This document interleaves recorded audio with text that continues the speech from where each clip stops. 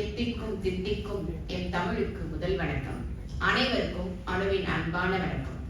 எல்லோருக்கும் தேசிய தின வாழ்த்துக்கள். அறத்தான் வருவதே இன்பம், மற்றெல்லாம் புறத்த புகழ்விட. அறநெறியில் சென்று அறத்தான் வருவதே நல்ல இன்பம். நம்ம புத்தாண்டுக்கெல்லாம் எப்படி காலையில எழுந்திரிச்சோடனே மங்களவாதியம் கேட்போம். ஆனா அந்த டைம் ஃபார் ஆல் சகோதரர்கள் என்ன பண்ணுவாங்க, காலையில எல்லாரும் திருக்குறள் மங்களமா சொல்லுவாங்க. அந்த மாதிரி கடந்த 5 ஆண்டுகள் காலையில எந்திரிச்சோட பார்த்தா டைம் ஃபார் ஆல் சகோதரர்களோட அந்த 12 மணி நேரம் நிகழ்ச்சி, இடைவிடாத நிகழ்ச்சி நடத்துவாங்க. அந்த மாதிரி ஒவ்வொரு வாதமும் ஒவ்வொரு நூலகத்துக்கு சென்று இந்த மாதிரி இத்தனை குழந்தைகளை இன்னைக்கு இத்தனை பேர் 8 பேர் திருக்குறள் சொல்ல வச்சிருக்காங்க, இன்னும் நிறைய பேரை சொல்ல வச்சாங்க. அந்த மாதிரி ஒவ்வொரு நூலகத்துக்கு போய் சொல்லிட்டு வச்சுட்டு இருக்காங்க இல்லையா, இதுதானே அறத்தால வர இன்பம். அவர்களுக்கு முதல்ல நம்ம பாராட்டையும் வாழ்த்துக்களையும் தெரிவிக்கிறோம். அதே மாதிரி இன்னைக்கு நம்ம சிங்கையில இருக்கவங்களுக்கு எல்லாம் உங்களுக்கு நாடகத்துல நடிக்கிறதுக்குரிய திறமை இருக்கா, எங்க கிட்ட வாங்க, எப்ப வேணா வாங்க அப்படின்னு எல்லாருக்கும் உங்கள் திறமை எங்கள் தளம் பண்ணிட்டு இருக்கேன். நம்ம திரு புகழேந்தி ஐயா அவர்களுக்கும் என்னுடைய வாழ்த்துக்களும் பாராட்டுகளும். தலைப்பு சிங்கப்பூர் இளைஞர்களை வெற்றியாளர்களாக உருவாக்குவது புத்தாக்கமா விடாமுயற்சி, அதான் தலைப்பு. இன்னைக்கு இந்த தேசிய தினத்துல ஒரு லாங் வீக்கெண்ட்ல மாணவர்கள் எல்லாரும் வந்திருக்காங்க. அவங்களை உற்சாகப்படுத்த வழியில குறைவான பேர் இருந்தாலும் நல்லா கைத்தட்டி கொடுத்து அவங்களுக்கு உற்சாகப்படுத்துங்க. முதல்ல அவங்களுக்கு எல்லாரும் அவங்க தயாரிச்சதுக்கு இங்கதுக்கே நீங்க எல்லாரும் கைத்தட்டல் கொடுங்க. ஏன்னா இவங்களுக்கு இப்போ கிட்டத்தட்ட தேர்வு வரக்கூடிய நேரம். ஆனாலும் இதுல ஒத்துக்கிட்டு பேச வந்திருக்காங்க. இப்ப தமிழுக்காக இவங்க இவ்வளவு முயற்சி செஞ்சு இங்க பேச வர்றது, தமிழ் நிகழ்ச்சிக்கு வரதே பெரிய விஷயம். அதுல பேசுறேன்னு ஒத்துக்கிட்டது அதை விட பெரிய விஷயம். அந்த மாதிரி இவங்களை வர்றவங்களே நீங்க உற்சாகப்படுத்தணும். அவங்க எப்படி பேசினாலும் அவங்கதான் இன்னைக்கு பேச போறாங்க, அவங்கதான் இன்னைக்கு இங்க வீரும். நம்ம சும்மாதான் கேட்கதான் போறோம். நான் சும்மா அவங்களை வழி நடத்துறதுக்கு தான் இங்க இது பண்ணிருக்கோம். அவங்கதான் இன்னைக்கு நல்லா பேச போறாங்க. அவங்க எல்லாரும் எப்படி பேசினாலும் அவங்களை நல்லா கைத்தட்டல் கொடுத்து உற்சாகப்படுத்துங்க. அதுதான் நம்ம அடுத்த தலைமுறைக்கு எடுத்து செல்லக்கூடியதுக்காக தான் இந்த தலைப்பை நம்ம இவங்க கிட்ட வச்சோம். புத்தாக்கமான்னு பேசுறதுக்கு தியா அவர்கள் வந்திருக்காங்க. அவங்க எதிர்ச்சுதான் எல்லாருக்கும் முகத்தை பார்த்து. அடுத்து சர்வினி அவர்கள், பிரஜனாஸ்ரீ, ஸ்வேதா மணிகண்டன், விடாமுயற்சி பேசுறதுக்கு ஹரிஷ் சரிதா, சிதம்பரம், யாஷர், மனிஷா அவர்கள். நம்ம புத்தாக்கமா விடாமுயற்சியா நீங்க சண்டை போட வரல, ஒரு சின்ன கருத்து மோதல் அவ்வளவுதான். இன்னைக்கு அவங்க எப்படி பேசுறாங்க அப்படின்றத இது பண்ணிக்கலாம். அதுக்கேற்ற மாதிரி நம்ம முடிவு பண்ணிக்கலாம். புத்தாக்கம் என்பது என்ன? ஒரு யோசனை. விடாமுயற்சி என்பது ஒரு வாழ்க்கை முறை. அதுதான் 2 கூடிய வித்தியாசம். இப்போ நான் பள்ளிகள்ல வேலை செஞ்சதுல இந்த பள்ளியும் இல்லாம என்னோட வகுப்பறையில நடந்த அனுபவங்களையும் உங்களோட சேர்த்தவன். இந்த பள்ளியிலயா அப்படின்னு கேட்காதீங்க, அவட எங்க எந்த வகுப்பறையில நடந்ததோ அந்த அனுபவம். இப்ப மாணவர்கள்ட்ட எப்பயாவது உங்களோட எதிர்கால நோக்கம் என்ன, உங்களோட கனவு என்னன்னு கேட்டா, பெருசாகிறவன் முதல்ல, அதுக்கப்புறம் நான் அதை சொல்றேன் அப்படின்னாங்க. முதல்ல நான் பெருசாகிறேன், அவன் இப்பயே என் கனவு காண சொல்றீங்க அப்படின்னு. அந்த மாதிரி அவர்களோட அதுதான் அவங்களோட இயல்பு. அப்படி கனவு கண்டால் போதாது, அது களம் காண வேண்டும் இல்லையா? அந்த மாதிரி நம்ம ஒரு நாட்டோட பாராளுமன்றத்தை பார்க்கணும் அப்படின்னா, ஒரு நாட்டோட எதிர்காலத்தை பார்க்கணும்னா பாராளுமன்றம் போகணும்னு அவசியம் கிடையாது. பள்ளிகளுக்கு போனாலே போதும். அங்கதான் நம்ம நாட்டோட தலைவர்கள் இருக்காங்க. இவங்க எல்லாருமே அதனால நம்ம இந்த தலைப்புக்காக இங்க கூப்பிட்டுருக்கோம். முடியுமா என்பது மூடத்தனம், முடியாது என்பது கோழைத்தனம், முடியும் என்பதுதான் தன்னம்பிக்கை. அதுதான் அந்த புத்தாக்கத்தை உருவாக்கிட்டு செயல்படுத்துறோம் இல்லையா, அதுதான் அந்த புத்தாக்கம் விடாமுயற்சியும் இணைந்தே தான் இருக்கிறது. இப்ப சிங்கப்பூர்னா நமக்கு எல்லாருக்கும் நினைவுக்கு வருவது என்னது? ஒழுக்கம், சுத்தம், தூய்மை, உழைப்பு, உயர்வு, வெற்றிகரமான நாடு, இதுதான் இல்லையா? இந்த மாதிரி இதெல்லாம் இருக்கிறதுனாலதான் நம்ம சிங்கப்பூர் இன்னைக்கு வெற்றிகரமாக இருக்கு. எண்ணி துணிக கர்மம் துணிந்த பொன் எண்ணுவோம் என்பது இருக்கு. ஒரு வாட்டி ஒரு செயலை நான் செய்ய ஆரம்பிச்சேன்னா, கமிட் ஆயிட்டேன்னா நான் கமிட் ஆயிட்டேன்னா அதுக்கப்புறம் அது நம்ம பின்வாங்க கூடாது. அதுதான் அதோட திருக்குறளோட குரல். புத்தாக்கம் செய்யறதுக்கு முன்னாடி புத்தாக்கத்துக்கு பொருத்தமான ஒரு திருக்குறளை குரல் சார்ந்த நிகழ்ச்சியா இருக்கிறதுனால நான் சொல்றேன். உழையும் உப்பக்கம் காண்பர் உழைவின்றி தாளாது உயற்றுபவர். மனம் தளராமல் சோர்வின்றி நம்ம எவ்வளவு கஷ்டம் இருந்தாலும் அப்படியே தடைகள் வந்தாலும் அதை படிக்கட்டுகளாக கொண்டு முன்னேறி போய்கிட்டே இருக்கணும். எவ்வளவோ பார்த்துட்டோம், இதை பார்க்க மாட்டோமா அப்படின்ற ஒரு மன எழுச்சி நம்ம கிட்ட இருந்துகிட்டே இருக்கணும். ஏதாவது ஒரு தோல்வி வந்தா அதோட அவ்வளவுதான், இனிமே நம்மளால முடியாது அப்படின்றதுல எதுவுமே இருக்கக்கூடாது. இது குரல் நிகழ்ச்சினால, ஒரு குரல் சார்ந்த நிகழ்ச்சினால நம்ம வள்ளுவ பெருந்தகை பேசாம இருக்க முடியாது இல்லையா? திருவள்ளுவர் வந்துட்டு எல்லாரும் சொல்லுவாங்க தெய்வ புலவன், ஆனா அவர் ஒரு மருத்துவர், ஒரு பொலிட்டீஷியன், ஒரு டயட்டீஷியன். நம்ம என்ன எப்ப என்ன கேட்டாலும் எவ்வளவு கேட்டாலும் அவர் கொடுக்கக்கூடிய ஒரு ஆள். அதே மாதிரிதான் திருக்குறளையும் நமக்கு எல்லா கருத்துக்களும் கிடைக்கக்கூடியது. புத்தாக்கம் என்பது அப்படின்னா என்ன? புதிதாக செய்யக்கூடிய ஒன்று, ஒரு புதிய யோசனை, ஒரு புதிய தீர்வு. இப்ப புத்தாக்கம்னா புதுசா ஒண்ணு பண்றது மட்டும் கிடையாது. பழசையே புதுசு கண்ணா புதுசுன்னு கொடுத்தா கூட புத்தாக்கம் தான். புத்தாக்கத்துக்காக உட்காந்து நம்ம ரூம் போட்டு எல்லாம் யோசிக்கிறது எல்லாம் கிடையாது. நமக்கு ஏதாவது ஒண்ணு எல்லாருக்கும் எளிமையா இருக்கிற மாதிரி, வலிமையா இருக்கிற மாதிரி கொடுத்தாலே புத்தாக்கம் தான். அதே மாதிரி விடாமுயற்சியும் அப்படிதான். எவ்வளவு தோல்விகள் வந்தாலும் நம்ம அப்படியே அதை செஞ்சுக்கிட்டே போகணும். ஒரு மாணவ கேட்டா, நான் நைட்டெல்லாம் கண் விழிச்சு படிச்சேன், எனக்கு 35 மதிப்பெண்கள் தான் வந்திருக்கு, ஏன் ஆசிரியர்?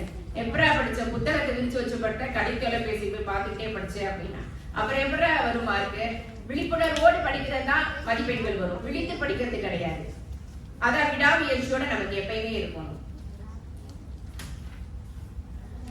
நம்ம இந்த தேசிய தின விழா கொண்டாடுற நாள்ல நம்ம சிங்கப்பூர் முன்னாள் பிரதமர் லீ குவான் யூ அவர்களை பற்றி நம்ம நினைக்காம இருக்க முடியாது இல்லையா? நம் தேசத்தின் தந்தை. இன்னைக்கு இங்க இருக்கவங்க எல்லாருமே லீ குவான் யூ ஐயாவை பத்தி, தேச தந்தையை பத்தி பேசுவார்கள். அதை நம்ம ஒவ்வொருத்தரும் ஒவ்வொரு நினைவுகளை சொல்லுவாங்க, அதை எல்லாமே நம்ம இது பண்ணிக்கலாம். அவர் சொன்ன கருத்து என்னன்னா, இந்த நாட்டுல இயற்கை வளம் கிடையாது, ஆனா மக்கள் வளம் தான் இருக்கு. அந்த மக்கள் வளத்தை கொண்டுதான் புத்தாக்கத்தையும் விடாமுயற்சி மூலமா தான் சிங்கப்பூர் இன்னைக்கு வெற்றி பெற்ற நாடாக கொண்டு வந்திருக்காரு. இன்னைக்கு இப்போ நம்ம நிறைய பெரிய நாடு எதுன்னு கேட்டா ரஷ்யான்னு சொல்லுவோம். நிறைய மக்கள் தொகை கொண்ட நாடு எதுன்னு கேட்டா இந்தியா, சீனான்னு சொல்லுவோம். ஆனா எல்லாரும் வியக்கக்கூடிய நாடு எதுன்னு கேட்டா என்னது? நம்ம சிங்கப்பூர் தான் இல்லையா? அந்த மாதிரி ஒரு ஸ்மார்ட் நேஷன். ஸ்மார்ட்டா ட்ரெஸ் பண்ணிக்கிறது கிடையாது ஸ்மார்ட் நேஷன்ன்றது. நம்ம நல்லா எல்லாத்துலயுமே எல்லா வகையிலையுமே நம்ம ஃபுல்லா ஒரு ஸ்மார்ட் போர்டாகட்டும் எல்லாமே நமக்கு வந்துருச்சு. இப்போ நம்ம ஆரம்ப காலத்துல நம்ம சமூக மன்றங்கள்லாம் பார்க்கும் பொழுது தனித்தனியா ஒரு இடத்துல இருந்தது, நீச்சல் குளம் ஒரு இடத்துல இருந்தது, இந்த பேட்மிண்டன் விளையாடக்கூடிய கோர்ட் எல்லாம் அதெல்லாம் ஒரு இடத்துல இருந்தது. இப்ப எல்லாத்தையும் சேர்த்து ஒரே இடத்துல கொண்டு வந்துட்டாங்க இல்லையா? ஏன்னா நாடு சிறுசு, அதற்குரிய இடமும் சிறுசு, அது எல்லாத்தையும் ஒரே இடத்துல கொண்டு வந்து இப்ப நீங்க போறவங்களுக்கு வசதியா இருக்கு. நீச்சல் குளத்தை விட்டு நம்ம தேசிய நூலகத்துக்கு போய் பார்க்கலாம். அந்த மாதிரி எல்லா இடத்துலயும் கொண்டு வந்துட்டாங்க இல்லையா? அது குறைவான இடத்தை வச்சு எவ்வளவுக்கு எவ்வளவு எல்லா மக்களுக்கு எப்படி கொண்டு வர முடியும் செய்யறதே ஒரு புத்தாக்கம் தானே. அந்த மாதிரி இப்ப பாத்தீங்கன்னா நம்மளோட முன்னாடி போகும் பொழுது நம்ம விமான நிலையம் இருக்கு போறோம் அப்படின்னா நம்மளோட கடவுச்சீட்டுல பாஸ்போர்ட்ல ஒரு ஸ்டாம்ப் வைப்பாங்க. இப்ப அப்படி கிடையாது, நம்ம ஸ்கேன் பண்ணாலே போதும். இன்னும் மாத்திட்டாங்க, ஒரு டுக்குட்டாலே போதும், நீங்க பார்த்தா போதும், அப்படியே போயிடலாம் அப்படின்ற அளவுக்கு எல்லாமே மாறிடுச்சு. நிறைய பேக்கேஜ் சிஸ்டம் ஆகட்டும் எல்லாமே தானியங்கி எல்லாமே பண்ணியாச்சு. அந்த அளவுக்கு எல்லாம் மாத்தி இருக்கு சிங்கப்பூர்ல. நீங்க வல்லரசு நாடுகள்ல போனா கூட இந்த அளவுக்கு நமக்கு இருக்காது. ஆனா நம்ம சிங்கையில பாத்தீங்கன்னா சின்ன நாடாக இருந்தாலும் எல்லாமே நமக்கு அழகாக இந்த ஸ்மார்ட் இதை வச்சு எல்லாம் பண்ணிருக்காங்க, டிஜிட்டல் ஆக்கிட்டாங்க. இப்ப இன்னும் பாத்தீங்கன்னா சிங்கப்பூர் அரசாங்கத்தோட திட்டம் என்ன அப்படின்னா 2030ல 30% உணவுப் பொருட்கள் சிங்கப்பூர்லயே கிடைக்கணும். அதாவது இயற்கை வளம் இல்லாத ஒரு ஊர்ல இதெல்லாம் பண்ணணும்ன்றது சாத்தியப்படுத்துறதா நம்ம சிங்கப்பூர்.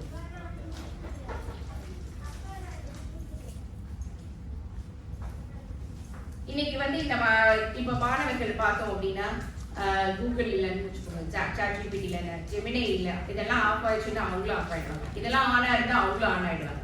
அந்த மாதிரி தான் இருக்கு. ஆனா கூட அதுலயும் புத்தாக்கமா சிந்திக்கிற மாணவர்கள் நிறைய பேர் இருக்காங்க தான். அருமை உடைத்தென்ற அசாமாவை வேண்டும் பெருமை முயற்சி தரும். அதாவது யாரு சகிலா சுஷைனியை பத்தி கேட்டிருக்கீங்களான்னு தெரியல.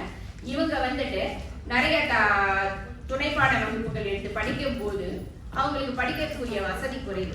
ஆனா துணைப்பாடம் எடுத்து அவங்க போய் வேர்ல்டு MUNல பேசியிருக்காங்க. இப்போ இங்க இருக்கிறவங்களே நாளைக்கு போயிட்டு ஒரு வேர்ல்டு MUNல பேசுறதுக்கான ஒரு பேச்சாளராக வரலாம். அதுக்காக எல்லாருக்கும் நீங்களே கை தட்டிக்கோங்க. அதுக்கு ஏன்னா அவங்க வந்துட்டு துணைப்பாடம் எடுத்துக்கிட்டே படிக்கிறதுக்கு இல்லாம படிச்சாங்க. இப்போ இந்த அண்மையில ஒரு நிகழ்ச்சி பார்க்கும்போது பிரபுதேவா அவர் கேட்டு சொன்னாங்க, நிறைய வந்து அவங்களோட டான்சர்ஸ் வந்துட்டு அவரு பயிற்சி கொடுப்பாராம். அப்ப ஏதாவது ஒரு கடினமானது கொடுத்துட்டா இது எப்படி மாஸ்டர் பண்ண முடியும் போய் அவர்கிட்ட கேட்பாங்க. அப்ப அவர் சொல்வாராம், ஒரு 100 வாட்டி பண்ண முடியாது அது வராது அப்படின்னு. அதுதான் விடாமுயற்சி. அது தொடர்ந்து எதை ஒன்னே நம்ம தொடர்ந்து செஞ்சோம் அப்படின்னா அது நமக்கு கண்டிப்பா வந்துடும். இன்னைக்கு வந்துட்டு நம்மளோட தேசத்துல சிங்கப்பூர்ல ஆயுதப்படை தந்தை கோஸ் கெங் ஸ்வி இவர் தான் வந்துட்டு முதல்ல இந்த தேசிய சேவை என்ற ஒண்ணு சிங்கப்பூர் கொண்டு வந்தார். இப்ப இந்த ராணுவ அமைப்பு, இந்த எல்லாத்தையும் ஆயுதப்படை அமைப்பு இதெல்லாம் வந்து ஒரு கட்டுமானத்தை கொண்டு வந்தார், ஒரு கட்டமைப்பை செய்து கொடுத்தார். இப்ப அதனாலதான் வந்து இப்ப நமக்கு வந்து பெண்கள் பாதுகாப்பு சிங்கப்பூர்ல எவ்வளவு நல்லா இருக்குன்னு தெரியும். காந்தியடிகள் சொல்லியிருக்காரு வந்து ஒரு பொண்ணு நல்லா வந்து நகை போட்டு நள்ளிரவுல 12 மணிக்கு வரணும் பாதுகாப்பான. அது நமக்கு சிங்கையில இருக்கு. இன்னைக்கு நம்ம நள்ளிரவுல 12 மணிக்கு போகலாம், பெண்கள் போகலாம். மற்ற நாடுகள் அப்படி போக முடியுமான்றது கிடையாது. ஆனா சிங்கப்பூர்ல போலான்றது நம்ம எல்லாருக்கும் ஒரு சிறப்பான விஷயம் தானே. அதனாலே நிறைய இளம் பெண்கள் சிங்கப்பூர்ல வந்துட்டு இருக்கணும்னு விரும்புறாங்க இல்லையா. இந்த மாதிரியான ஒரு பாதுகாப்பு திட்டத்தை கொண்டு வந்ததுக்கு தந்தை அவர் தான். அதனால இந்த புத்தாக்கம் விடாமுயற்சி சிங்கப்பூர்ல இருக்கு. ஆனா அது மாணவர்கள் மத்தியில, இளைஞர்கள் மத்தியில எப்படி உருவாக்குது? புத்தாக்கத்தை உருவாக்குதா, இல்ல விடாமுயற்சி உருவாக்குதா, வெற்றியாளர்களாக எது உருவாக்குது அப்படின்றத இன்னைக்கு பார்க்க போறோம். இப்ப நான் இதோட என்னோட அறிமுக உரையை முடிச்சுடுறேன். இப்ப மாணவர்களை கூப்பிடலாம். முதல்ல வந்து பேச போற பேச்சாளர் வந்துட்டு ரியா கார்த்திக் அவர்கள். இவங்க கிரசன்ட் உயர்நிலை பள்ளியில படிக்கிறாங்க. இவங்களுக்கு கொடுக்கப்பட்ட நாட்கள் வந்து ரொம்ப குறைவுதான். கிட்டத்தட்ட ஒரு 3-4 நாள் 2 நாள்தான் கொடுத்துருப்போம். அவங்க கிட்ட பேசியிருப்போம். ஆனா கூட அவங்க பேசணும்னு சொல்லி அவங்க வந்து பேசியிருக்காங்க. நிறைய சமூக மன்றங்கள் அவங்க பேசியிருக்காங்க. பொங்கல் சமூக மன்றம் நடத்திய தமிழ் மொழி விழாவில் கலந்து கொண்டு பேசியிருக்காங்க. கொஞ்சம் கைத்தட்டை கொடுங்க. கணித ரீதியான விவாத போட்டியிலையும் கலந்துருக்காங்க. முதல் பேச்சாளரா வராங்க. அப்படி எல்லாருக்கும் வந்து இருக்கிற இடத்துல முதலா பேச்சாளரா வரதே பெரிய சவால். அதனால அவங்க நல்ல பலத்தை கைத்தட்டை.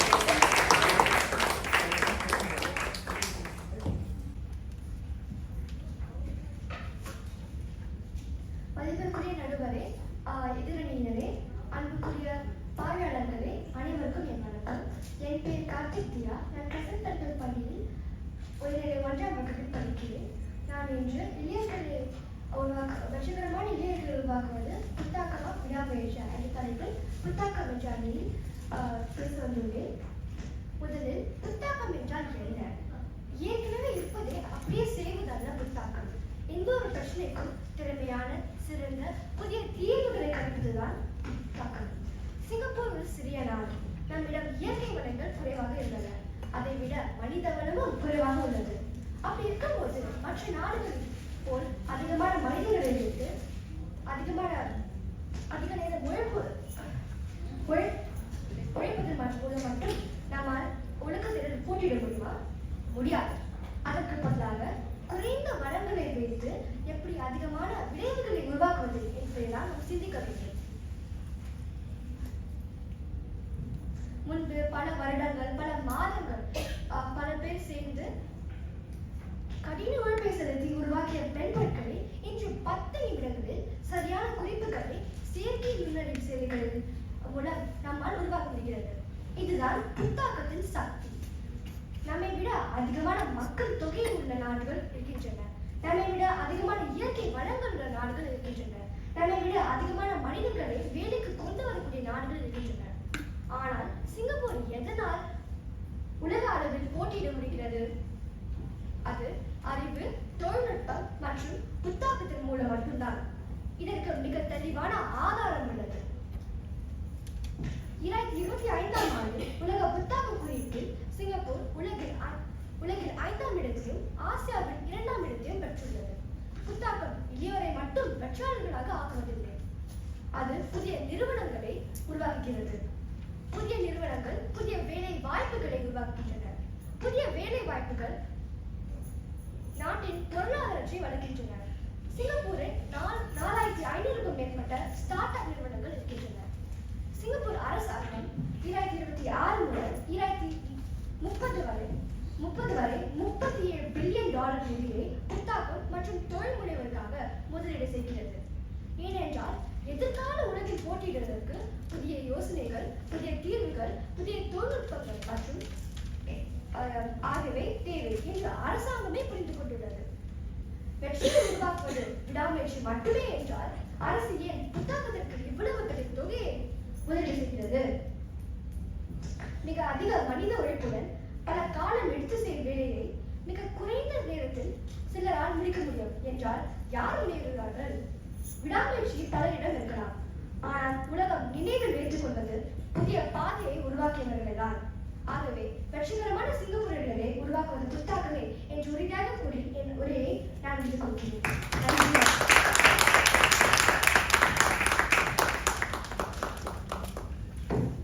ரொம்ப சிறப்பா பேசினாங்க இல்லையா தியா?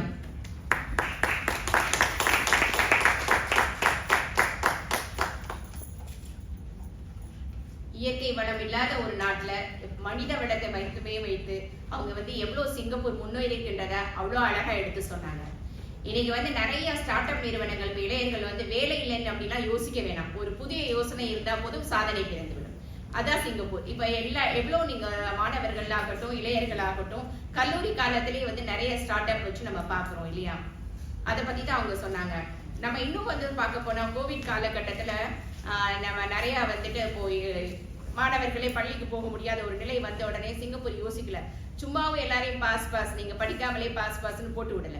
எல்லாருக்கும் ஹோம் பேஸ்ட் லேர்னிங் ஒரு லேப்டாப் கொடுத்து அது எல்லாரையும் படிக்க வச்சு, அதுக்கப்புறம் எல்லாருக்கும் ஆன்லைன் மீட்டிங், இந்த மாதிரி எல்லாமே கோவிட் காலகட்டத்துல எப்படி நம்ம புத்தாக்கத்தோட செயல்பட்டதுனால ஒர்க் ஃப்ரம் ஹோம் வச்சு நம்ம எதுவுமே இயல்பு நிலை பாதிக்கப்படல. மற்ற நாடுகளை காட்டும் நம்ம வேகமாக இயல்பு நிலை திரும்பினோம்.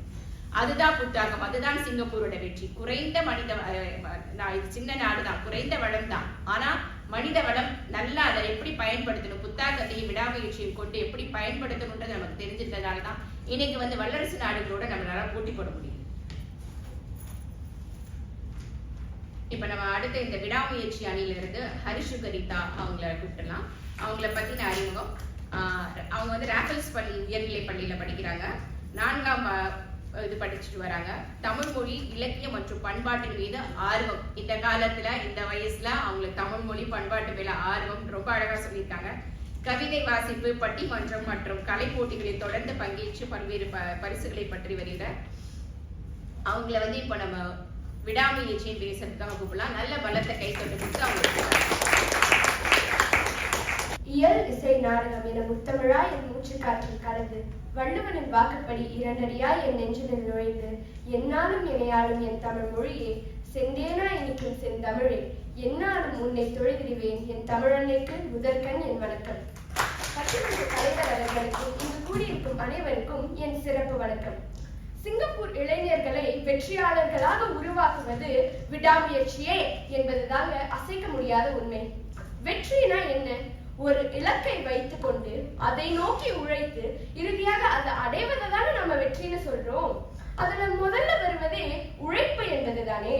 அந்த உழைப்பு தொடர்ந்து நாம தோல்வி அடையும் போது கூட நம்ம மனம் தளராம ஓடும் போதுதானே நமக்கு வெற்றி கிடைக்குது. நாம எவ்வளவுதான் புத்தாக்கமாக சிந்தித்தாலும் அதை விடாமுயற்சியுடன் செயல்படுத்தாவிட்டால் எவ்வளவு புத்தாக்கம் இருந்தும் சிங்கப்பூர் இளைஞர்கள் மட்டுமல்ல யாராலும் வெற்றி அடைய முடியாது. தியா முன்னாடி சொன்னாங்க ஸ்டார்ட் அப்லாம் நடத்துறாங்க பல இளைஞர்கள்னு. இதற்கு புத்தாக்கம் வேண்டும் தான், இல்லைன்னு சொல்லல. ஆனா அந்த புத்தாக்கம் மட்டும் இருந்து நஷ்டம் வந்ததே நம்ம திருப்பி ஓடிட்டோம்னா அந்த ஸ்டார்ட் அப்லாம் என்ன ஆகுறது? தோத்துதானே போகும். அதுக்கு விடாமுயற்சியுடன் அதை எதிர்நோக்கினால்தானே நமக்கு வெற்றி கிடைக்கிறது. இது மட்டும் இல்லைங்க, நான் உங்களுக்கு ஒரு கதை சொல்றேன். இந்த கதை 1902ஆம் ஆண்டுல தொடங்கி இன்று வரைக்கும் நம்ம வாழ்க்கையை பிரகாசமாக்கிட்டு இருக்கு. நாம இன்னைக்கு பல இடங்கள்ல பயன்படுத்துற மின்னிழை விளக்குகளின் உருவாக்கத்திற்கு முன்பு கிட்டத்தட்ட 80 மின் விளக்குகள் உருவாக்கப்பட்டன. ஆனா அவை எதுவுமே நீண்ட நாள் வெற்றி காணவில்லை. 1979ஆம் ஆண்டுலதான் 4700 பொருட்களாலான இழைகளை வைத்து சோதனைகள் செய்த பிறகு 1000 தோல்வி அடைந்த முயற்சிகளுக்கு பிறகு தாமஸ் ஆல்வா எடிசன் இன்றைய நவீன மின்னிழை விளக்குகளை கண்டுபிடிச்சாரு. முன்னாடி தோத்து போன 80 மின்விளக்குகளுக்கும் எடிசனுடைய வெற்றி அடைந்த கண்டுபிடிப்புக்கும் உள்ள வித்தியாசம் புத்தாக்கம் இல்லை, விடாமுயற்சி தான். அனைவருக்கும் புத்தாக்கம் இருந்தாலும் எடிசன் அதை விடாமுயற்சியுடன் செயல்படுத்தியதால் தான் வெற்றி கண்டார். இது பழங்காலத்து விஞ்ஞானியோட கதையாச்சேமா, இன்னைக்கு எப்படி பொருத்தமா இருக்கும்னு சிலர் கேட்கலாம். சரி, அப்ப நான் என்னோட அனுபவம் ஒன்றையும் பகிர்ந்துக்கிறேன். இந்த ஆண்டு மார்ச் மாதம் தொடங்கி நானும் என் நண்பர்களும் யங் ட்ரெயில் பிளேசர்ஸ் என்ற ஒரு போட்டியில கலந்துக்கிட்டோம். இந்த போட்டியில நாங்கள் சிங்கப்பூரில் உள்ள உணவு கழிவுகள் பிரச்சனைக்கு ஒரு தீர்வு காண வேண்டியதாக இருந்தது. இதுல எங்களுக்கு எத்தனையோ சிக்கல்கள். முதல்ல என்ன பொருளை உருவாக்குறதுன்னு தெரியல, அதை கண்டுபிடிச்சுனே எப்படி உருவாக்குறதுன்னு தெரியல, அதையும் கண்டுபிடிச்சுனே எங்க வைக்கிறதுன்னு கூட எங்களுக்கு தெரியல. இதெல்லாம் முடிச்சு போதும்டா சாமின்னு நாங்க மூச்சு விடுறதுக்குள்ள பிசினஸ் பிட்ச் எழுதுங்க, ரிட்டர்ன் ஆன் இன்வெஸ்ட்மெண்ட் பத்தி ஆய்வு செய்யுங்கன்னு ஏற்பாட்டாளர்கள் எங்க மேல பெரிய பெரிய குண்டா தூக்கி போட்டுட்டாங்க. 15 வயது பிள்ளைகள், இதுல பள்ளியில வேற ஏகப்பட்ட தேர்வுகள், வாரத்துக்கு 3 முறை 6 மணி வரைக்கும் இணைப்பாட வகுப்பு வேற. ஆனாலும் எல்லாத்தையும் நிறைவேற்றணும், எங்களோட படைப்பை சிறப்பாக்கணும் என்பதற்காக நாங்க விடாமுயற்சியோடு உழைத்ததால எங்களுக்கு இந்த போட்டியில முதலிடம் கிடைத்தது. மற்ற குழுக்களுக்கு புத்தாக்கம் இல்லாம இல்லைங்க, சிலரோட படைப்பெல்லாம் பார்த்துட்டு எங்களுக்கு பில்டிங் ஸ்ட்ராங் ஆனா பேஸ்மெண்ட் வீக்குங்கிற மாதிரி கை காலெல்லாம் நடுங்க ஆரம்பிச்சிருச்சு. ஆனா அவ்வளவு புத்தாக்கமாக சிந்தித்த அணிகள் கூட ஏற்பாட்டாளர்களது பரிந்துரையை விடாமுயற்சியுடன் மேற்கொள்ளாததால் தான் அவர்கள் தோல்வி அடைந்தார்கள். எங்களது படைப்பு மிகச்சிறந்ததாக திகழ்ந்தது. இதெல்லாம் கேட்டனே, எவ்வளவுதான் புத்தாக்கம் இருந்தாலும் விடாமுயற்சி இல்லைன்னா என்ன பயன் அப்படின்னு தான் கேட்க தோணுது. சரி, எதிரணீனரே, உங்களுக்கு ஒரு கேள்வி. தேர்வுன்னு வந்தா நம்ம ராத்திரி முழுசா விழுந்து விழுந்து படிக்கிறோமே, ஏன்? நமக்கு புத்தாக்கம் தான் வெற்றி தருதுன்னா நாம மட்டும் போய் வித்தியாசமா சிந்திச்சு விடை எழுதிட்டு வரலாமே. ஆனா நாம எவ்வளவுதான் புத்தாக்கத்தை வைத்திருந்தாலும் விடாமுயற்சியின்றி அதற்கு பலனில்லை என்பதுதான் நாம சாப்பிடாம தூங்காம அப்படி விழுந்து விழுந்து படிக்கிறோம். இவ்வளவு சொன்ன பிறகும் நம்ம இலக்கியத்துக்கும் போயிடலாம். இன்னைக்கு நிகழ்வின் பேர் குறள் அரங்கம் என்பதால நம்ம தெய்வப்புலவரோட புத்தகத்துல இருந்தே தொடங்குவோம். 133 அதிகாரங்கள் எழுதிய வள்ளுவரே புத்தாக்கத்தை பற்றிய ஒரு அதிகாரத்தையே எழுதியிருக்காரு இல்லையே. விடாமுயற்சியை பற்றி தான் ஆழ்வினை உடைமை என்ற ஒரு அதிகாரத்தையே எழுதியிருக்காரு. 2000 ஆண்டுகளுக்கு முன்பு வாழ்ந்த வள்ளுவருக்கே இன்றைய நவீன வாழ்க்கையை பற்றிய ஆழ்ந்த புரிதல் இருந்திருக்கு போல. சரி, நம்ம மகாகவி பாரதியாரை பற்றியும் பேசுவோம். மனதில் உறுதி வேண்டும் என்று அவர் சொன்னது புத்தாக்கத்தையா சொல்றாரு? இல்லையே, விடாமுயற்சியை தான் சொல்றாரு. இறுதியாக நான் சொல்ல விரும்புறது இது ஒண்ணுதான். புத்தாக்கம் என்பது இன்றைய சிங்கப்பூர் இளைஞர்களுக்கு ஒரு வில்லை போன்றது. அந்த வில்லை மட்டும் வைத்திருந்தால் எவ்வளவு சுலபமான இலக்கையும் யாராலும் அடைய முடியாது. அந்த வில்லை பயனுள்ளதாக மாற்றுவதுதான் விடாமுயற்சி என்ற அம்பானது. அதனால் நம் அனைவரும் வெற்றி என்ற இலக்கின் மீது விடாமுயற்சி என்ற அம்பினை பாய்த்து நமது வெற்றியால் சிங்கப்பூருக்கும் வெற்றி அளித்து முயற்சி திருவினையாகும் என்பதை மனதில் கொண்டு விடாமுயற்சியுடன் உழைப்போம் என்று கூறி அனைவருக்கும் 61ஆம் தேசிய தின வாழ்த்து கூறி விடைபெறுகிறேன். நன்றி, வணக்கம்.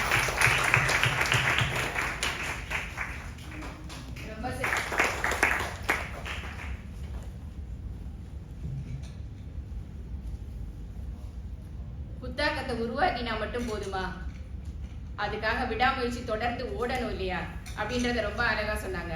நம்ம முன்னாள் பிரதமர் லீ அவர்கள் சொன்ன ஒரு கருத்தை சொல்றாங்க. நான் ஒரு காரியத்தை தொடங்கினால் அது வெற்றி பெறும் வரை தொடர்ந்து செய்ய வேண்டும். அதை தான் அவங்க விடாமுயற்சியில எப்படி நம்ம தொடர்ந்து ஒரு புத்தாக்கத்தை இது உருவாக்கினா மட்டும் பத்தாது, அதை நம்ம தொடர்ந்து செய்யணும் அப்படின்றத ரொம்ப அழகா சொல்லிட்டு போனாங்க. அவங்களுக்கு வந்துட்டு எங்கேயோ போய் என்னென்னவோ செய்ய சொல்லி குண்டெல்லாம் போட்டிருக்காங்க. அதோட இதெல்லாம் அவங்க தயாரிச்சு வந்து பேசுறாங்க பாருங்க, அதுக்குவே நீங்க நல்லா கைத்தட்டுங்க. திருவள்ளுவர் பத்தி சொன்னாங்க. முயற்சிக்காக ஒரு அதிகாரத்தை எழுதியிருக்காரு, புத்தாக்கத்துக்காக எழுதியிருக்காருன்னு பாரதியாரை பத்தி சொன்னாங்க. இந்த மாதிரி கருத்துக்கள் பாரதியார், திருவள்ளுவர் இவங்களை பத்தி எல்லாம் வந்து இந்த குழந்தைங்க இப்படி வந்து எடுத்து காட்டி பேசுறாங்க இல்லையா, அதுதான் அதோட சிறப்பு. அதுக்காக தான் நம்ம இந்த நிகழ்ச்சியும் அவங்களுக்கு வெற்றியை கொடுத்துருக்குன்னு நினைக்கிறேன். இப்போ இது அவங்க சொன்ன இதை வச்சு விடாமுயற்சிக்கு வந்துட்டு முகமது ரித்வான் அவர் இந்த சிங்கப்பூர்ல இருக்கிறவர். அவர் சிங்கப்பூர் இன்ஸ்டிடியூட் ஆஃப் டெக்னாலஜியில வந்து படிச்சாரு. அவர் எப்படி படிச்சாருன்னா, பகல்ல பள்ளியில இருப்பார், மத்தியானம் போயிட்டு மாலை நேரத்துல போய் ஐஸ்கிரீம் விற்பார். பகுதி நேரத்துல தான் அவர் வந்து படிச்சார். பகுதி நேரம் வேலை செஞ்சா, அதுவும் அவர் பள்ளி பருக்கிற காலத்துல அந்த காலத்துல வந்து சிசிஎல்லையும் இருந்தாராம். இப்ப இருக்க யாராவது வந்து நம்ம சிசிஎல்ல கூப்பிட்டு பாருங்க, ஐயோ எனக்கு படிப்பு போயிடும் அப்படின்ட்டுருவாங்க.